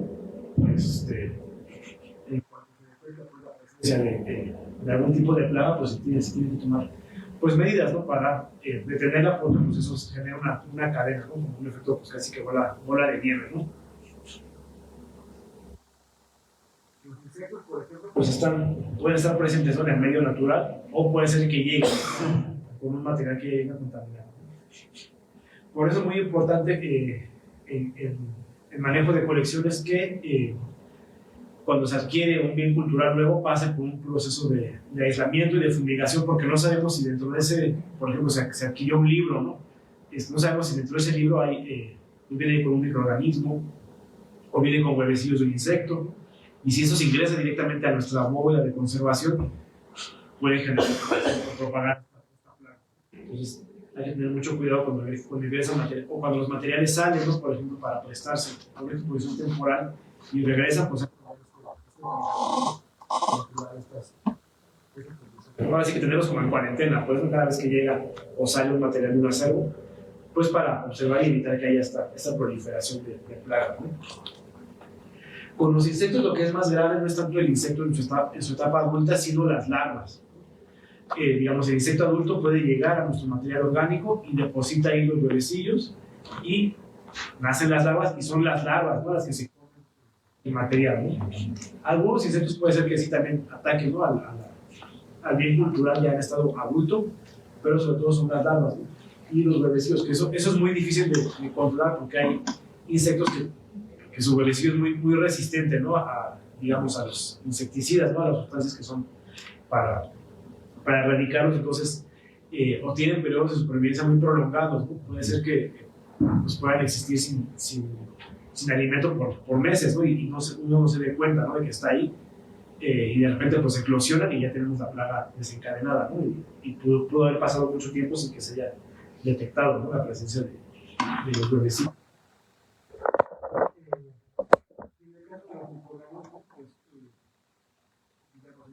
En el caso de los hongos, pues bueno, sabemos que el hongo pues, no es nada más como la parte visible del hongo, ¿no?, sino que tiene toda esta serie de el micelio, ¿no?, que es lo que se extiende, digamos, por el sustrato donde está el hongo, que si es, por ejemplo, un textil, pues al extenderse el micelio, pues va a ir rompiendo las fibras textiles a nivel microscópico, ¿no? Pueden secretar sustancias químicas, ¿no?, que también favorecen la descomposición del material orgánico, ¿no? Entonces, pues hay varios factores, ¿no?, que favorecen esto, ¿no? Pues, condiciones de temperatura y humedad propicias, ¿no?, para el desarrollo de estos microorganismos, ¿no? Una humedad muy alta pues, va a favorecer a los hongos, por ejemplo. Y además, eso también se pueden generar proliferaciones de bacterias, ¿no?, que también pues, a nivel microscópico van a ir degradando el material orgánico. O podemos tener una interacción de todo también, ¿no? Por eso es importante que cada intervención pues, sea resultado de una evaluación precisa, ¿no?, de qué tipo de deterioro está experimentando un bien cultural para hacer el tratamiento más adecuado, porque puede ser que a simple vista uno diga, pues está hongueado, ¿no?, pero a lo mejor pues no solo es una interacción de hongo y bacteria, ¿no? O esa bacteria que hizo ahí porque hubo excremento de un roedor, ¿no? Entonces, se tiene que analizar todo esto para saber exactamente cuál es la causa que está provocando y cuál va a ser el tratamiento que se va a llevar a cabo. Otra parte importante de deterioro pues, son los contaminantes ambientales, ¿no? Tenemos por un lado el polvo, ¿no?, que el polvo pues, es una mezcla de muchísimas cosas, ¿no? El polvo lleva pues, materia orgánica pues, de uno mismo, ¿no?, restos de piel muerta, fragmentos de fibras textiles, fragmentos pues, de sustratos, ¿no?, del suelo, ¿no?, son pues, compuestos orgánicos e inorgánicos, ¿no? Es una mezcla de muchísimas cosas, ¿no? Entonces eso pues, se va acumulando, ¿no?, sobre los bienes culturales, y según pues, ya el material microscópico va a generar diferentes tipos de deterioro ya al interactuar con el soporte. Bueno, la forma con esto pues, de prevenir esto pues, es con condiciones adecuadas de almacenamiento o pues, con pues, una limpieza periódica, ¿no?, para estar retirando, ¿no?, las capas de polvo de los bienes culturales. Otro contaminante pues, pueden ser gases, ¿no? Pues, sobre todo en los medios urbanos, ¿no?, que hay tanta presencia de gases de desecho, ¿no?, por ejemplo de la combustión de los motores, ¿no?, o de centros industriales, ¿no?, de procesos de otro tipo. Digamos, más extremos pues, invaden, ¿no?, nuestro espacio de conservación de bienes culturales, y que pues, a lo mejor pues es decir, la mejor manera, pues sí tener control pues, del aire de los espacios de conservación, ¿no? Pues mediante filtro. No siempre esto es posible, entonces, pues, bueno, eso ya, en su caso, pues tratamientos de conservación ya específicos para cada bien cultural, pues para retirar, ¿no?, el efecto que pueda haber provocado esta presencia de gases contaminantes, o bien pues vapores ácidos que puedan interactuar con la humedad y generar ácidos, ¿no? Por ejemplo, pues el dióxido de carbono puede generar ácido carbónico, y ustedes son casos más extremos si tenemos presencia, pues, de vapores sulfurosos, ¿no? Ácido sulfúrico, porque bueno, pues está un poco más difícil que tengamos gases de este tipo, pero pues, son factores que generan este tipo de condiciones, ¿no? La lluvia ácida, ¿qué es esto?, ¿no? Sobre todo de la presencia de actuar con el agua, pues producen ácidos, ¿no?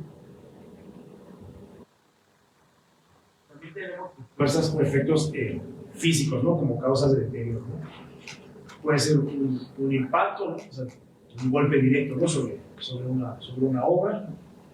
Ya es un choque, ¿no? Que es cuando los objetos pues, colisionan, ¿no?, entre sí. Las vibraciones, ¿no? Las vibraciones afectan mucho a los materiales orgánicos, por ejemplo, ¿no? Pues porque a nivel microscópico pueden provocar pues, desprendimientos, ¿no? O presión, ¿no? Sí, no sé. Por ejemplo, si tenemos apilados muchos objetos encima, pues el que esté más abajo pues, va a aparecer este efecto, ¿no? Al embalar, ¿no?, o al almacenar, por ejemplo, incluso objetos sólidos, ¿no? Piezas de cerámica, por ejemplo, ¿no? Si se le pone suficiente presión encima, pues eso va a provocar una rotura del material que está abajo, ¿no? Aunque esté amortiguado. Entonces también son cosas que hay que tomar en cuenta, ¿no? O por abrasión, ¿no? La fricción, ¿no?, de un objeto sobre otro.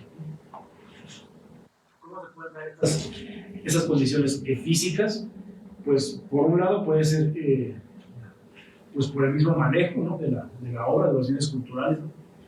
Se requiere pues un adecuado manejo de colecciones, ¿no?, pues para prevenir ese tipo de situaciones, ¿no? Por ejemplo, para mover una obra digamos, de nuestro repositorio, ¿no?, de esta obra de conservación a la sala de exhibición, se tienen que controlar esas condiciones, ¿no?, evitar que pueda haber un riesgo de colisión, que pueda evitar vibraciones, ¿no? Pues que tengamos un área despejada, ¿no?, para hacer esos movimientos, ¿no? Carritos, ¿no?, para transportar piezas, pues que esos carritos estén adecuadamente amortiguados, ¿no?, para reducir las vibraciones, ¿no? No vamos a llevar nuestro montón de vasijas de cerámica, pues bailando, golpeándose unas con otras, ¿no? Las vibraciones, ¿no?, pues pueden ser las vibraciones del subsuelo, ¿no?, desde vibraciones imperceptibles hasta pues, terremotos, ¿no?, por supuesto. Paso de vehículos, si tenemos una construcción al lado, incluso fuentes acústicas, ¿no?, pues también el sonido pues también es una vibración, ¿no?, que a cierto volumen, ¿no?, a ciertos decibeles, pues también puede alterar, ¿no?, sí, un bien cultural. Pirotecnia, por ejemplo, continua, ¿no?, genera una onda, continuamente está cohetes y todo esto, entonces van impactando murales, etcétera, ¿no?, en otro tipo de bienes culturales que es muy importante. Casos extremos, pues fuerzas catastróficas, ¿no? O sea, así es. Los sismos, ¿no? Colapso de alguna estructura, incluso pues, contra la manipulación de un bien cultural, ¿no? Va cargando el cuadro y hay tropezón y pues se cae la obra, ¿no? Así es. O imprudencia, ¿no? Pues también, ¿no? O sea, uno está recorriendo una sala y golpea el mueble donde está exhibiendo una obra, o sea, son casos, ¿no?, de ejemplos de que bueno, eso tiene ya más que ver con el factor humano, que ahorita voy a tocar ese. Por presión, pues aquí algo se recargó sobre ese lienzo, ¿no? Pues se rompió el lienzo de soporte de esa pintura al óleo, ¿no? Por vibración, pues materiales orgánicos, ¿no? Aquí voy a tocar un tema sensible, pero uno de los motivos por los cuales es un riesgo muy alto trasladar el Quetzalapanical, ¿no? El penacho del México antiguo, ¿no? Que está en Viena, y volverlo a México. Es que la vibración del viaje, así, por más amortiguado que vaya, llega a un punto a nivel microscópico que no hay manera de amortiguar las plumas, ¿no? Los elementos de oro que están sobre la pluma, que asegure que no va a sufrir ningún daño en el trayecto, ¿no? Y las condiciones en que lo tienen allá, ¿no? Sí. Sí, digamos, las condiciones microclimáticas se pueden asegurar, ¿no? En un embalaje adecuado, ya sea en un barco, en un avión, Sí, pero lo que no se puede controlar es la vibración. No sabemos si en el vuelo va a haber una turbulencia, ¿no? Si el aterrizaje, del despegue, son factores que son imponderables, ¿no? Y que esa vibración pues puede tener un impacto severo sobre, pues son plumas que tienen más de 500 años, ¿no? Entonces, ahora sí que no es que sea defensor de la expoliación de bienes culturales, pero sí hay una razón técnica de peso, ¿no? De por qué esta obra, en las condiciones actuales, es un riesgo alto sacarla del lugar en el que está y trasladarla, ¿no? Porque sí puede poner en riesgo su conservación, ¿no? Razón por formas catastróficas, esta es una pieza que cayó de un retablo, ¿no? Por un terremoto. Al factor humano, que como decía el maestro, pues es sí, uno de los principales causantes de deterioro, ¿no? De pérdida de bienes culturales, ¿no? Que puede ser uno pues, simplemente por ignorancia, ¿no? Que uno no sabe que está interactuando con un bien cultural o porque es importante ese bien cultural. Entonces eso pues, bueno, se soluciona pues, con mayor información, con mayor acceso al conocimiento y pues una puesta en valor, ¿no? De los bienes culturales, ¿no? Yo mencionaba hace un momento, ¿no? El caso de los acervos como el del INPI, que bueno, en este caso no es por ignorancia, ¿no? Pero sino por criterios de conservación, ¿no? Pero que había esta idea de que eran bienes reemplazables, ¿no? Y por lo tanto, pues un efecto de deterioro no se consideraba tan gravemente porque pues fácilmente se podía ir a un mercado y volver a adquirir una pieza similar, ¿no? Simplemente que uno puede estar parado sobre un sitio arqueológico sin saber que es un sitio arqueológico y estar sacando usándolo como cantera, ¿no? De material. Porque eso es un caso. Ya, es más grave, pues es la negligencia, ¿no? Cuando sí hay un conocimiento, cuando hay información de las condiciones que pueden poner en riesgo un bien cultural y se toman decisiones inadecuadas o ninguna, ¿no?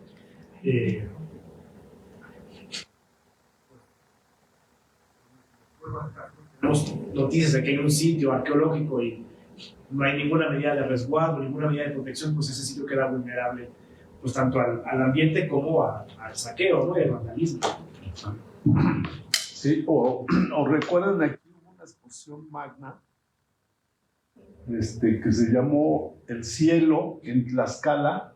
Bueno, trasladaron una virgen enconchada, una Virgen de Guadalupe, de San José a un museo, y lo hicieron a mano limpia, ¿sí? Fueron al templo y dijeron, pues esa, se la llevaron, dijeron, pues son 150 metros. No tomaron ninguna medida precautoria, ni siquiera al momento de descolgar la obra de donde estaba el templo. No, dijeron, pues está cerquita, son 150 metros, ¿no? ¿Para qué la envolvemos? Se la llevaron así, obviamente el enconchado de la Virgen, pues se desprendió, no fue un daño, pues se reparó, pero finalmente sí fue muy considerable, ¿no? Sí. Entonces, por más cerquita que esté, hay que tomar muchísimas medidas de conservación, de precaución, para el traslado de todos estos bienes, ¿eh? Sí, incluso si lo vamos a mover de nuestra bóveda, nuestro repositorio de conservación a un área de trabajo de conservación, en ese trayecto puede pasar cualquier cosa, ¿no? Entonces, ahorita voy a hablar un poco más de las medidas de manejo de colecciones, ¿no? Pero cada movimiento de una obra implica un riesgo, ¿no? Por insignificante que parezca, cada movimiento implica un riesgo y implica pues, un protocolo, ¿no? Y bueno, el tercer factor humano, ¿no? De deterioro pues es el ataque directo, ¿no? El vandalismo, ¿no? Que eso bueno, nos puede afectar desde la desde una irreversible, una pérdida completa, ¿no? de un bien cultural, hasta pues, afectar su unicidad o su legibilidad. Pues bueno, pues es otro factor importante que tomar en cuenta, ¿no? Sí. Que puede tener muchas motivaciones, ¿no? Pero pues, está. Por ejemplo, ahí los que hayan visitado el sitio rupestre de Atihuetzil, la Cueva del Diablo, bueno, hace 20 años no veíamos tanto recuerdito de aquí estuve, ¿no? Sobre la pintura rupestre, ¿no? Son 21 conjuntos que afortunadamente se calcaron, ¿no? Para su preservación, pues solamente simbólica, pero ya el daño que ha sufrido por vandalismo es considerable y a veces irreversible, ¿no? Está la Cueva del Diablo, está la Gloria, varios de los 9 o 11 conjuntos pictóricos rupestres que hay en Tlaxcala están dañados por vandalismo. Es uno de los ejemplos más claros, ¿no? Que tenemos en esa parte. Sí, que en este caso, pues yo pienso, ¿no? Que la mayoría de las veces es una interacción de otros factores. Digamos, cuando hay, por ejemplo, una genialidad política, ¿no? Que ya es un punto aparte, pues suele ser una combinación de ignorancia y negligencia, ¿no? De ignorancia pues, de quien comete el acto y de negligencia de quien tiene la responsabilidad de estar garantizando la conservación y el cuidado del bien cultural o del sitio, ¿no? Hace poco que un niño rompió un jarrón de la dinastía Ming, ¿no? Uh-huh. Sí, tenemos casos en exposiciones en museos, ¿no? Donde personas que por tomarse la selfie se van más para hacia atrás y tiran una obra, ¿no? Dice mi tía, tu ignorancia es muy atrevida. Sí. Sí. Miren, perdón, a ese respecto, hace algunas décadas en un museo en Kenia inventaron un nuevo sistema. No tenían dinero para capelos, ni para vitrinas, ni para todos esos elementos, ¿no? Solamente la rayita de no acercarse más. Inventaron un mecanismo de conservación y preservación de lo que estaban exhibiendo. Y fue hacer conciencia en el visitante de que el límite para preservar tu patrimonio cultural tú mismo lo das, ¿no? Entonces se llamó Protección sin Barreras, salió en la revista Museo, ¿no? Que publicaba, creo que la UNESCO, ¿no? Com lo publicaba, muy interesante, ¿no?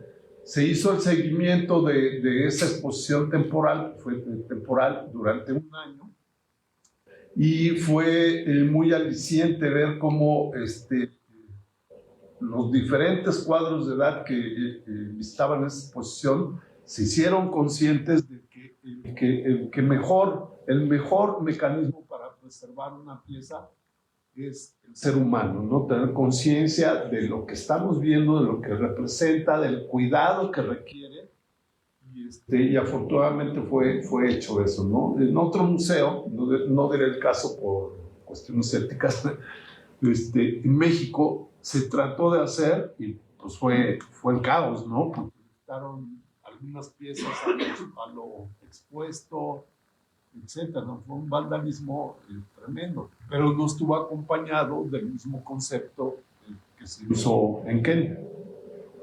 Sí. No tengo considerado aquí en la presentación, pero pues sí otra medida importante pues, de conservación precisamente pues tiene que ver con la sensibilización y la capacitación, ¿no? de y de los públicos también, ¿no? Puede trabajar en sentido precisamente pues, para que aminorar, ¿no? el deterioro causado por factor humano, ¿no? Es un trabajo de sensibilización, ¿no? Y de conciencia. Sí, fíjense, maestro, perdón, que eso vino junto con una modalidad de quitar los no en un museo. No correr, no gritar, no empujar, ¿no? Y que estaba prohibido muchas cosas. Entrábamos a un museo y lo primero que veías y que ves todavía en algunos es la señalética de no, junto con un flash, una cámara y hoy un celular, ¿no? Entonces, eso desde el COM, de que generaba una situación pues como de demasiada precaución con el visitante. Y decía, bueno, aquí no alimentos, no líquidos, no nada, no se puede hacer nada dentro del museo, ¿no? Entonces, por eso se adoptó esa idea de ese proyecto de Kenia, y en algunos museos pues ya no vemos tantas proyectivas, ¿no? Pero tiene que ir acompañada de lo que acaba de comentar Patricio, de generar públicos, audiencias culturales con conciencia, que son proyectos muy complejos, ¿no? Sí, no, y sobre todo, pues, explicar como el porqué de esas prohibiciones. Es decir, pues es que mira, si tomas una foto con flash es como si tuvieras tu pieza expuesta 100 años a la luz del sol directa, ¿no? En un segundo, ¿no? En un segundo. Llevas tus papas y tu refresco, pues vas a favorecer que crezcan microorganismos, ¿no? Y también, digo, que no sea solamente la prohibición, sino más bien explicar, mira, si haces tal cosa, puede pasar esto en el patrimonio, ¿no? Digo, pues cuando uno va a un museo, pues que ahora sí que uno le lean como una cartilla, ¿no? Antes de entrar a una exposición, sin más ya requiere pues un trabajo pues previo, ¿no? y continuo, ¿no? De estar explicando por qué se tiene que hacer de cierta manera, ¿no? Que no sea nada más como la restricción de ahí no puedes, y bueno, pero pues ¿por qué es esto, no? Que no es solamente pues prohibir por prohibir, pues sino que hay razones Implementar estrategias, ¿no? técnicas. Así es.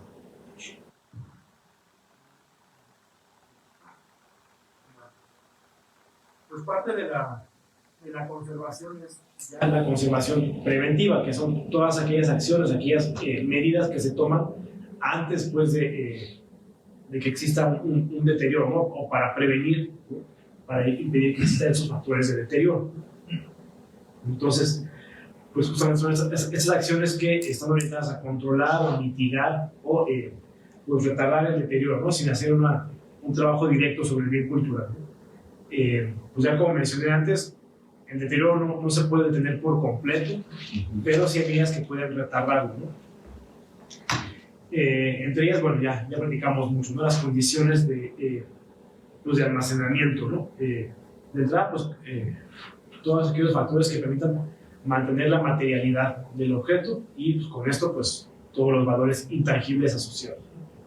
Entonces tenemos, bueno, pues, el control de las condiciones medioambientales que ya platicamos hace un momento, ¿no? Temperatura, humedad relativa, radiaciones, contaminantes y esto bueno, pues, se logra pues con las condiciones del espacio, donde se va a los bienes culturales, con mobiliario. Voy a avanzar un poquito más con eso, ¿no? El otro punto pues, es el control de los factores biológicos, ¿no? Pues hay que tener un constante monitoreo y control de plagas. Y esto bueno, también requiere sus precauciones, porque no se puede usar cualquier sustancia insecticida o plaguicida, ¿no? Se tiene que valorar qué tipo de bien cultural está almacenado y entonces en función de eso determinar qué tipo de sustancia química se puede utilizar o qué tipo de medida de control de plagas se puede llevar a cabo. No todo tiene que ser con sustancias tóxicas, ¿no? Con venenos, ¿no? Hay medidas de fumigación que son por reducción de oxígeno, ¿no? Por anóxido, ¿no? Entonces, pero depende cada caso, ¿no? Y los recursos disponibles, las condiciones del espacio de conservación, ¿no? O sea, pero eso se tiene que valorar por cada condición, ¿no? La seguridad, ¿no? Que hablábamos hace un momento, ¿no? Esta se puede ver también de dos maneras, ¿no? Por un lado está la seguridad entendida como pues, el control de acceso a los espacios, a las colecciones, ¿no? Quién ingresa, con qué propósitos, quién tiene la posibilidad de acceder directamente, ¿no? A los bienes culturales, quién no, tener un control, ¿no? Pues, de accesos y salidas, pues, vigilancia, ¿no? En los espacios, ¿no? Y por el otro lado, pues también pues contratar seguros, ¿no? De pólizas de seguro, pues, para los bienes culturales. Es otra forma también de darle seguridad a nuestras colecciones, ¿no? puede cubrir pues una reposición o una restauración de de un bien cultural, aunque bueno, hay casos en los que si es una pieza única, pues no va a haber seguro que remedie eso. Pero bueno, es una forma de minimizar, de reducir riesgo, ¿no? para un acervo. Después viene los protocolos de manejo de colecciones, ¿no? Que ya empezamos a practicar hace ratito, ¿no? Que van desde quién puede manipular la obra, qué tipo de equipo, ¿no? De implementos debe utilizar, si hay que usar batas, si hay que usar guantes, si hay que usar cubrebocas, ¿no? Todo eso va a depender pues, del tipo de material y de su temporalidad, de sus condiciones históricas de conservación. Otro punto muy importante pues, es pues ya la manera específica de manipular un objeto, ¿no? De entrada, pues es por así que por protocolo, ¿no? De conservación se debe manipular solamente una obra a la vez, ¿no? Así estemos llevando un peinecito de carey, ¿no? Nada más cuando ese carey me voy a llevar el peinecito y aquí el rebozo y me pongo el sombrero y ya para llevarme todo rápido.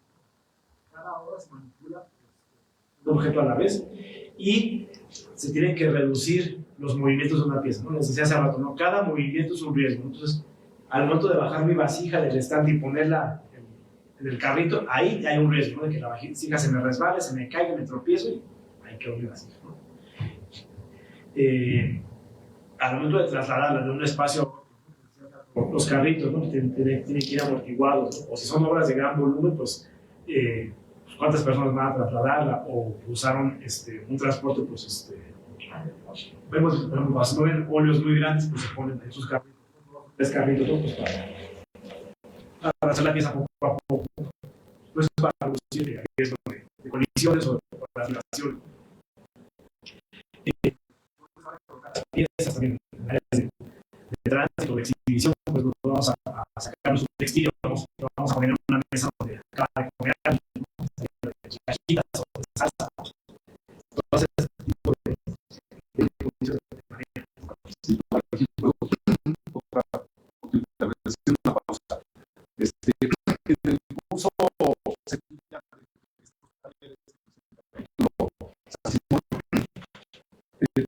se perdieron todo este tipo de información, ¿no? Pero ¿cómo fue esta parte? Es muy importante. Bueno, pero dentro de que está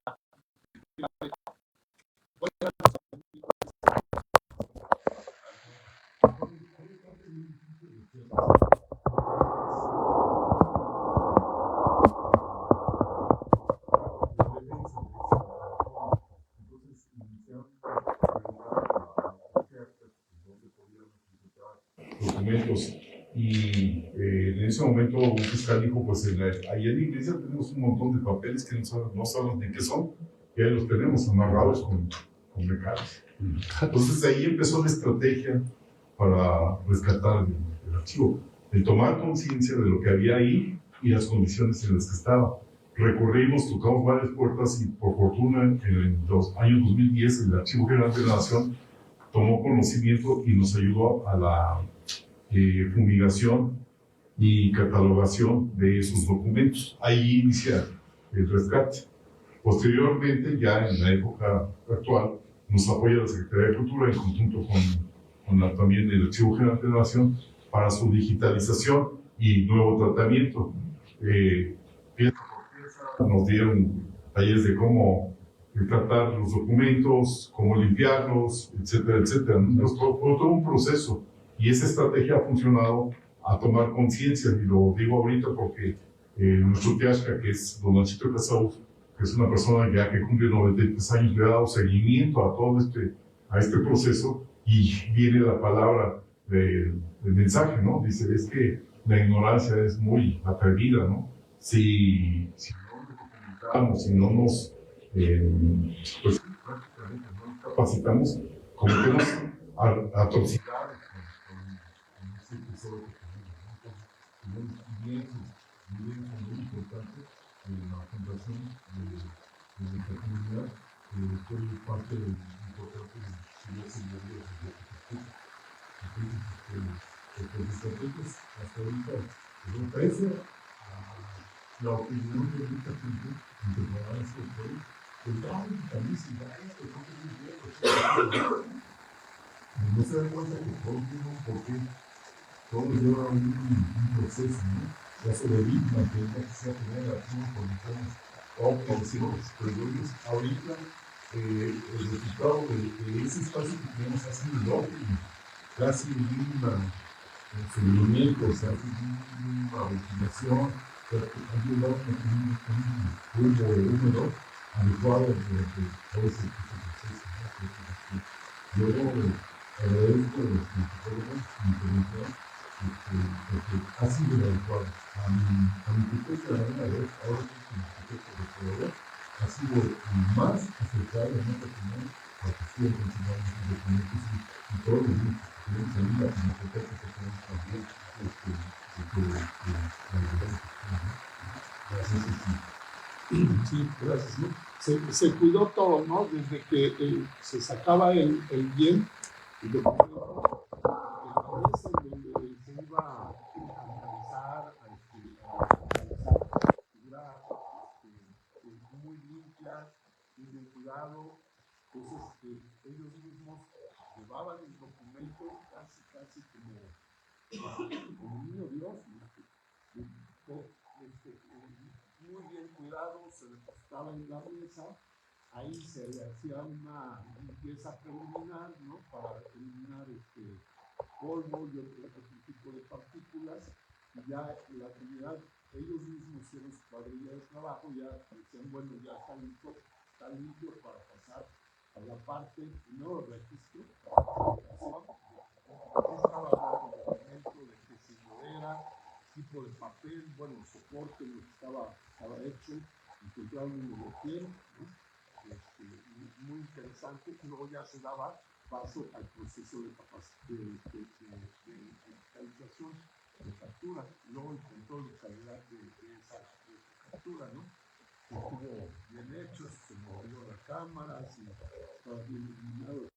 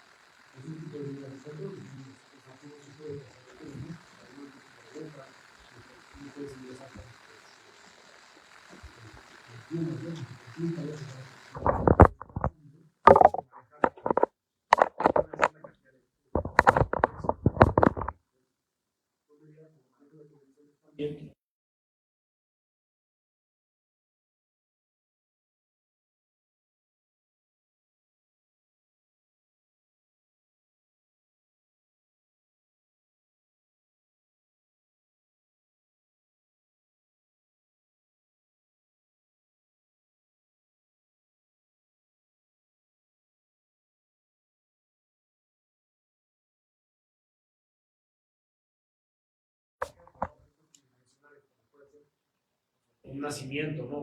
Una cuadrilla para curación de mal aire, que son varias figuras de barro, ¿no? Por decir en este caso, pues no las vamos a poner así formaditas en fila en un estante, ¿no? Lo mejor para esto es almacenarlas, como en este caso vamos a sacarlo en cajones, ¿no? Donde esté excavada la silueta del objeto que se va a guardar, de manera que no tenga prácticamente ningún movimiento, ¿no? Que las vibraciones se reduzcan al mínimo y que nuestra pieza esté además alejada de polvo, ¿no? Y de contaminantes ambientales. Por ejemplo, ¿no? Hay maneras para guardar cada tipo de... Más adecuado pues, es almacenarlos en un cajón del tamaño del bumpil, ¿no? Entonces, porque un textil, si uno lo dobla, a la larga ese doblez va a generar una rotura, ¿no? Obviamente pues, es una fibra, ¿no? Entonces, si está en un estado constante de doblez, esa fibra, con el tiempo en ese punto, pues se va a ir desprendiendo, a ir separando las fibras que están hiladas y generar esta abertura. Entonces,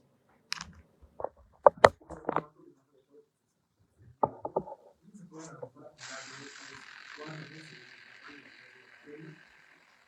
cada una pues separada, ¿no?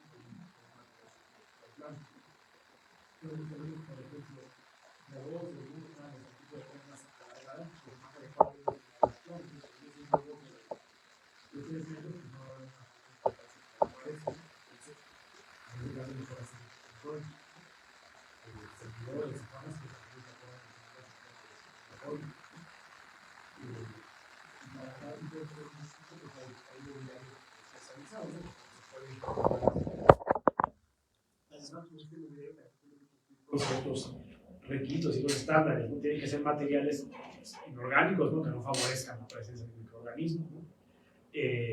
Con recubrimientos pues, libres de antes, ¿no? Que no favorezcan condiciones de acidez, ¿no? Condiciones como de electricidad estática también, ¿no? O sea, ahora sí que lo más neutro posible el material donde se va a almacenar nuestro bien cultural, que tenga la menor interacción química o biológica, ¿no? El material del mobiliario con nuestro bien cultural, ¿no? Para ello también se hacen guardas, ¿no? Que son, digamos, las fundas, ¿no? Las envolturas de nuestro bien cultural, ¿no? Puede ser, por ejemplo, un sobre, puede ser esto que les mencionaba, el excavado, ¿no? Con este recubrimiento como tejido, ¿no? Que puede ser que es inerte y no tiene ninguna interacción con es libre de ácido, no tiene interacción con el con nuestro bien cultural. Tenemos, por ejemplo, fotografías, pues por ejemplo, son diapositivas o negativos, cada uno tiene que estar en una envoltura individual, ¿no? No es recomendable almacenar 2 o más negativos en una sola bolsita, digamos, ¿no? Cada uno en su pack individual. En la fototeca de nosotros, por lo que la mayor parte del material original son negativos o diapositivas, pues lo que hay son carpetas, ¿no? De polipropileno. Dentro de esas carpetas pues hay estas hojas, ¿no? También digamos como unas hojas tamaño carta, pues están formadas por sobrecitos, ¿no? Por bolsitas, que está metida individualmente cada una de las diapositivas, ¿no? O de los negativos en su caso, ¿no? Y esa carpeta pues está guardada en la bóveda de conservación, ¿no? Las cintas de cine, por ejemplo, pues cada cinta está guardada en una lata, ¿no? Y el mobiliario, bueno, eso es para que lo vean. Eso es. Bueno, vale la pena que se vea también.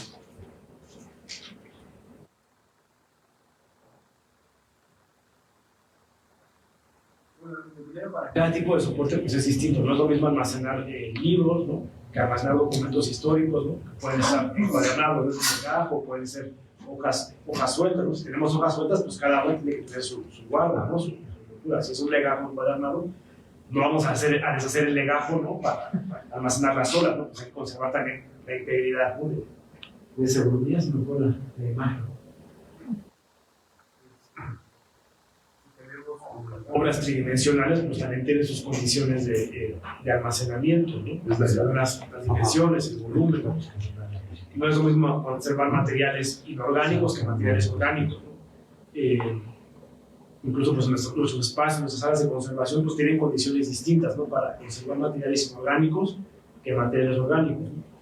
Por lo general un material inorgánico pues puede resistir más por la luz, por ejemplo, ¿no? Que un material orgánico. Es menos sensible una cerámica que un textil, ¿no? A la luz, ¿no?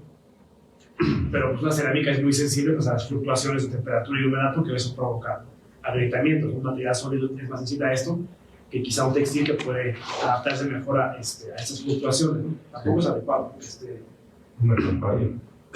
que esté en condiciones fluctuantes, pero lo resiste mejor, ¿no? Pero es de ahí. Sí. No, les quería mostrar las condiciones de... Listo.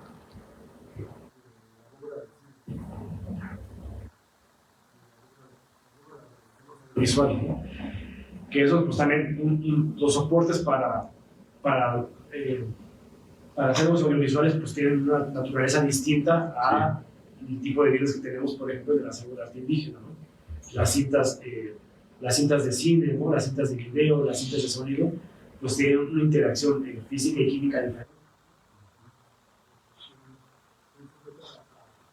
A procesos de deterioro distintos.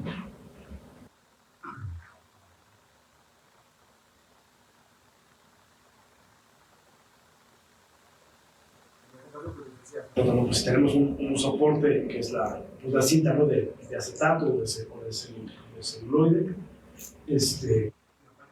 la emulsión, que es donde está la imagen, ya sea la imagen fotográfica, o los fotogramas también son imágenes fotográficas, ¿no? Concatenadas, ¿no? O una cinta magnética, ¿no? Como las cintas de carrete abierto, ¿no?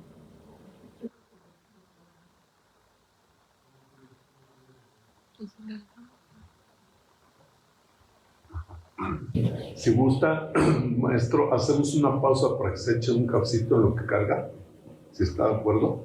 Sí, pues que interrumpí terminando el movimiento, pero está bien. 5 o 10 minutitos. Sí, de acuerdo. Si gustan tomar un café, aquí afuera hay una